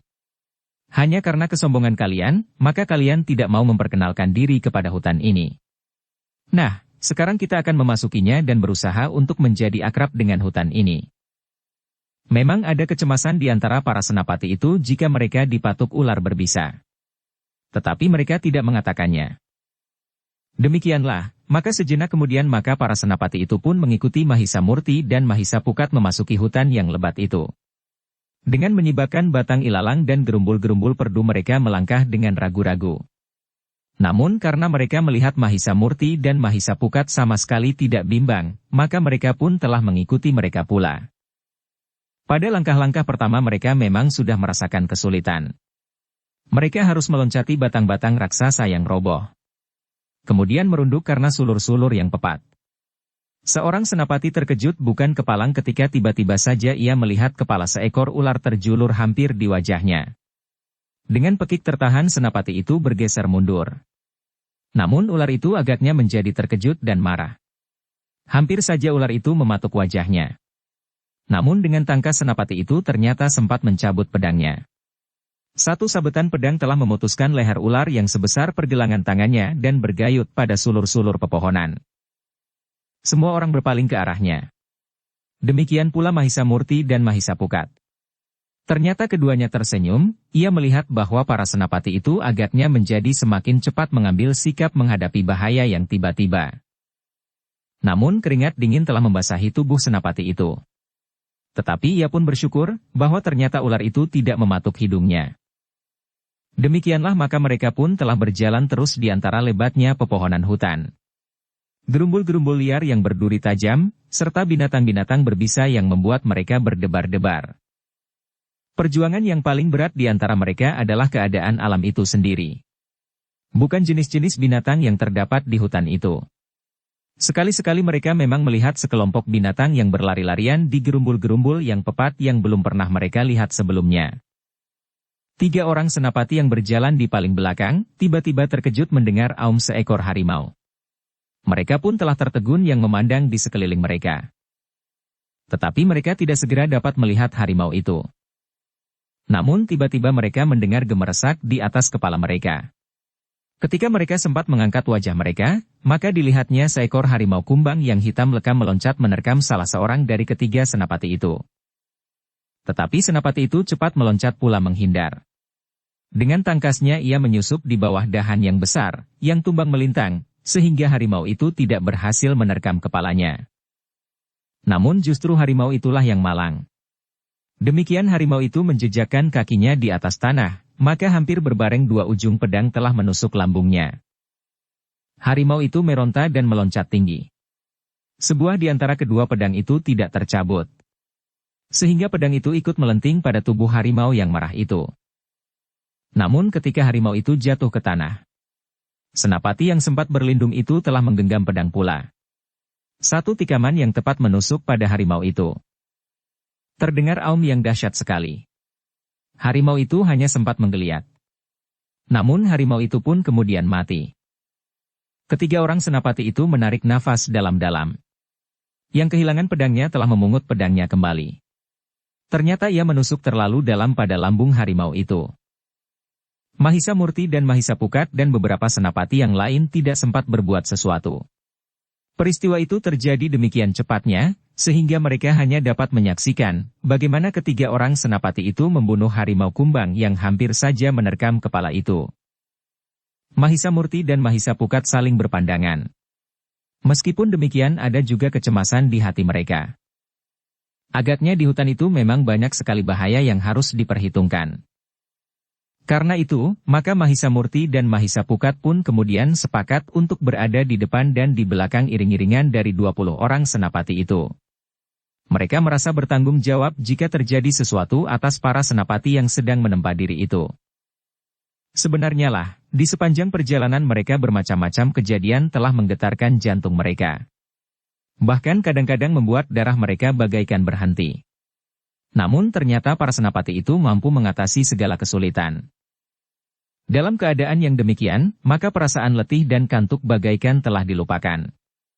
Para senapati itu dengan penuh kewaspadaan menelusuri pepatnya hutan yang tidak pernah diambah kaki manusia. Bahkan sekali-sekali terasa kaki mereka terperosok ke dalam lumpur. Kita agaknya sudah dekat dengan rawa-rawa, berkata salah seorang senapati. Kawannya mengangguk. Tetapi ia tidak mengatakan sesuatu. Dalam pada itu di paling depan Mahisa Murti tiba-tiba memberikan isyarat bagi iring-iringan itu untuk berhenti. Ternyata mereka sampai kepada sebuah sungai yang tidak begitu besar, meskipun tebingnya agak terlalu dalam. Jangan terperosok masuk ke dalamnya, berkata Mahisa Murti. Tetapi mereka memang ingin melihat apa yang terdapat di sungai itu. Ketika para senapati itu termasuk Mahisa Murti dan Mahisa Pukat menjengukkan kepalanya, maka mereka melihat agak baur di antara tetumbuhan di tebing sungai itu. Tubuh-tubuh yang bergerak di dalam air yang tergenang. Agaknya air sungai itu mengalir lamban sekali. Buaya, desis Mahisa Murti. Bulu-bulu tengkuk para senapati itu meremang. Di bawah mereka memang melihat beberapa ekor buaya yang mondar-mandir di dalam sungai yang membentuk sebuah kedung. Bahkan di tepian yang berbatu-batu pun mereka melihat beberapa ekor buaya yang nampaknya sedang berjemur, meskipun panas matahari sebagian terhalang oleh dedaunan. Kita tidak usah menguji keterampilan kita bermain pedang dengan terjun ke dalam kedung itu, berkata Mahisa Murti sambil tersenyum. Para senapati itu tidak menjawab. Memang ada juga di antara mereka yang tersenyum. Tetapi senyumnya membayangkan kekhawatiran di dalam hati. Demikianlah, maka mereka pun telah melanjutkan perjalanan. Ketika mereka mendapatkan sebatang pohon yang roboh menyilang sungai yang bertebing agak dalam itu, maka Mahisa Murti pun telah melintas. Beberapa orang senapati memang merasa ragu. Tetapi karena Mahisa Murti sudah lebih dahulu melintas, maka mereka pun mengikutinya pula. Jantung mereka memang berdebaran ketika mereka tahu bahwa di bawah batang kayu yang melintang itu juga terdapat beberapa ekor buaya. Namun akhirnya, kelompok para senapati itu telah melintasi sungai yang bertebing agak tinggi dan dihuni oleh buaya-buaya liar yang mendebarkan. Demikianlah, para senapati yang dipimpin oleh Mahisa Murti dan Mahisa Pukat memasuki hutan yang lebat itu semakin dalam. Ternyata bahwa perjalanan itu mempunyai arti yang sangat penting bagi para senapati. Mereka telah mendapat tempaan lahir dan batin. Sementara itu mereka pun telah melatih diri untuk menahan lapar dan haus, karena ternyata mereka tidak membawa bekal.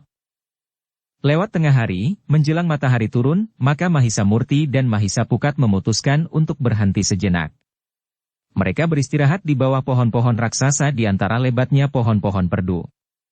Nyamuk hutan yang garang telah membuat kulit mereka menjadi gatal. Bahkan beberapa jenis binatang kecil terasa sangat mengganggu. Namun tiba-tiba saja seorang senapati menjadi pucat. Dengan gemetar ia melangkah tergesa-gesa mendekati Mahisa Murti sambil mengacungkan tangannya. Mahisa Murti memang terkejut. Demikian pula Mahisa Pukat. Ternyata senapati itu telah digigit oleh seekor laba-laba biru, laba-laba yang beracun dan dapat membunuh. Jangan kau kibaskan, berkata Mahisa Murti. Tetapi, bagaimana, suaranya menjadi gemetar. Mahisa Pukatlah yang kemudian memungut 2 potong dahan kering. Dengan dahan kering itu ia telah menjepit dan membunuh laba-laba biru itu. Tetapi Senapati itu dengan jantung yang berdegupan bertanya, "Bagaimana dengan racunnya?" Mahisa Murti menarik nafas dalam-dalam. Namun kemudian katanya, "Jangan cemas." Senapati itu tidak mengerti. Tetapi kemudian ia pun telah menyadari bahwa baik Mahisa Murti maupun Mahisa Pukat mempunyai kemampuan untuk menawarkan racun yang betapapun kuatnya. Karena itu, maka racun laba-laba biru itu tidak akan membunuh senapati yang digigitnya. Dengan demikian maka para senapati itu pun menjadi semakin tenang. Mereka tidak lagi merasa ngeri terhadap binatang-binatang berbisa. Bahkan seorang senapati mengatakan bahwa kedua anak muda itu sama sekali tidak terpengaruh oleh bisa sejumlah binatang beracun yang berada di dalam batu yang telah dibawa ke padepokan Suryantal. Dalam pada itu, maka setelah matahari turun semakin rendah, mereka pun telah meninggalkan tempat itu dan kembali ke Sangling. Namun para senapati menjadi cemas bahwa mereka tidak akan dapat mencapai tepi hutan sebelum senja. Tetapi Mahisa Murti dan Mahisa Pukat memang dengan sengaja memperhitungkan waktu bahwa mereka akan kemalaman di hutan. Tetapi tidak berjarak terlalu jauh dari tepi hutan itu. Ternyata perjalanan kembali itu pun tidak kalah beratnya dengan saat-saat mereka berangkat. Apalagi perasaan haus bagaikan mencekik leher. Namun agaknya sulit untuk mendapatkan air yang bersih di dalam hutan itu. Meskipun mereka melintasi sebuah sungai, tetapi air sungai itu mengandung lumpur dan apalagi banyak dihuni oleh buaya-buaya yang buas. Mahisa Murti dan Mahisa Pukat mula-mula tidak memperhatikan hal itu. Namun akhirnya, mereka pun mengerti bahwa para senapati itu hampir tidak tahan lagi melawan haus. Mungkin mereka akan dapat mengatasi perasaan lapar. Tetapi agak berbeda halnya dengan perasaan haus. Karena itu maka Mahisa Murti dan Mahisa Pukat pun telah menunjukkan satu cara untuk mendapatkan air yang bersih. Para senapati itu diminta untuk memotong batang rotan yang terdapat di hutan itu melilit pepohonan. Ternyata dari batang rotan itu menitik air yang dapat diminum. Jika kita dapat menemukan ujungnya, maka dengan memotong ujungnya air itu akan mengalir lebih deras, berkata Mahisa Pukat. Ternyata bahwa pedang di lambung para senapati itu bukan sekedar senjata untuk berkelahi. Tetapi juga dapat memberikan titik-titik air kepada mereka, sehingga dengan demikian, maka perasaan haus pun dapat dikurangi. Sebenarnya lah ketika mereka meniti batang pohon yang menyilang di atas sebuah sungai yang berbahaya itu, langit sudah dibayangi oleh warna merah. Hutan pun sudah menjadi samar-samar, sehingga mereka harus sangat berhati-hati. Jika seorang di antara mereka tergelincir masuk ke dalam sungai itu, maka agaknya sulit untuk dapat ditolong. Ketika malam menjadi gelap, maka yang tidak terduga pun telah terjadi. Kelompok itu telah bertemu dengan gerombolan anjing hutan yang tidak terhitung jumlahnya. Meskipun para senapati itu berpedang, namun agaknya sulit bagi mereka untuk melawan sejumlah besar anjing hutan di malam hari. Anjing yang hidupnya memang bergerombol itu, seakan-akan tidak dapat dibendung sama sekali.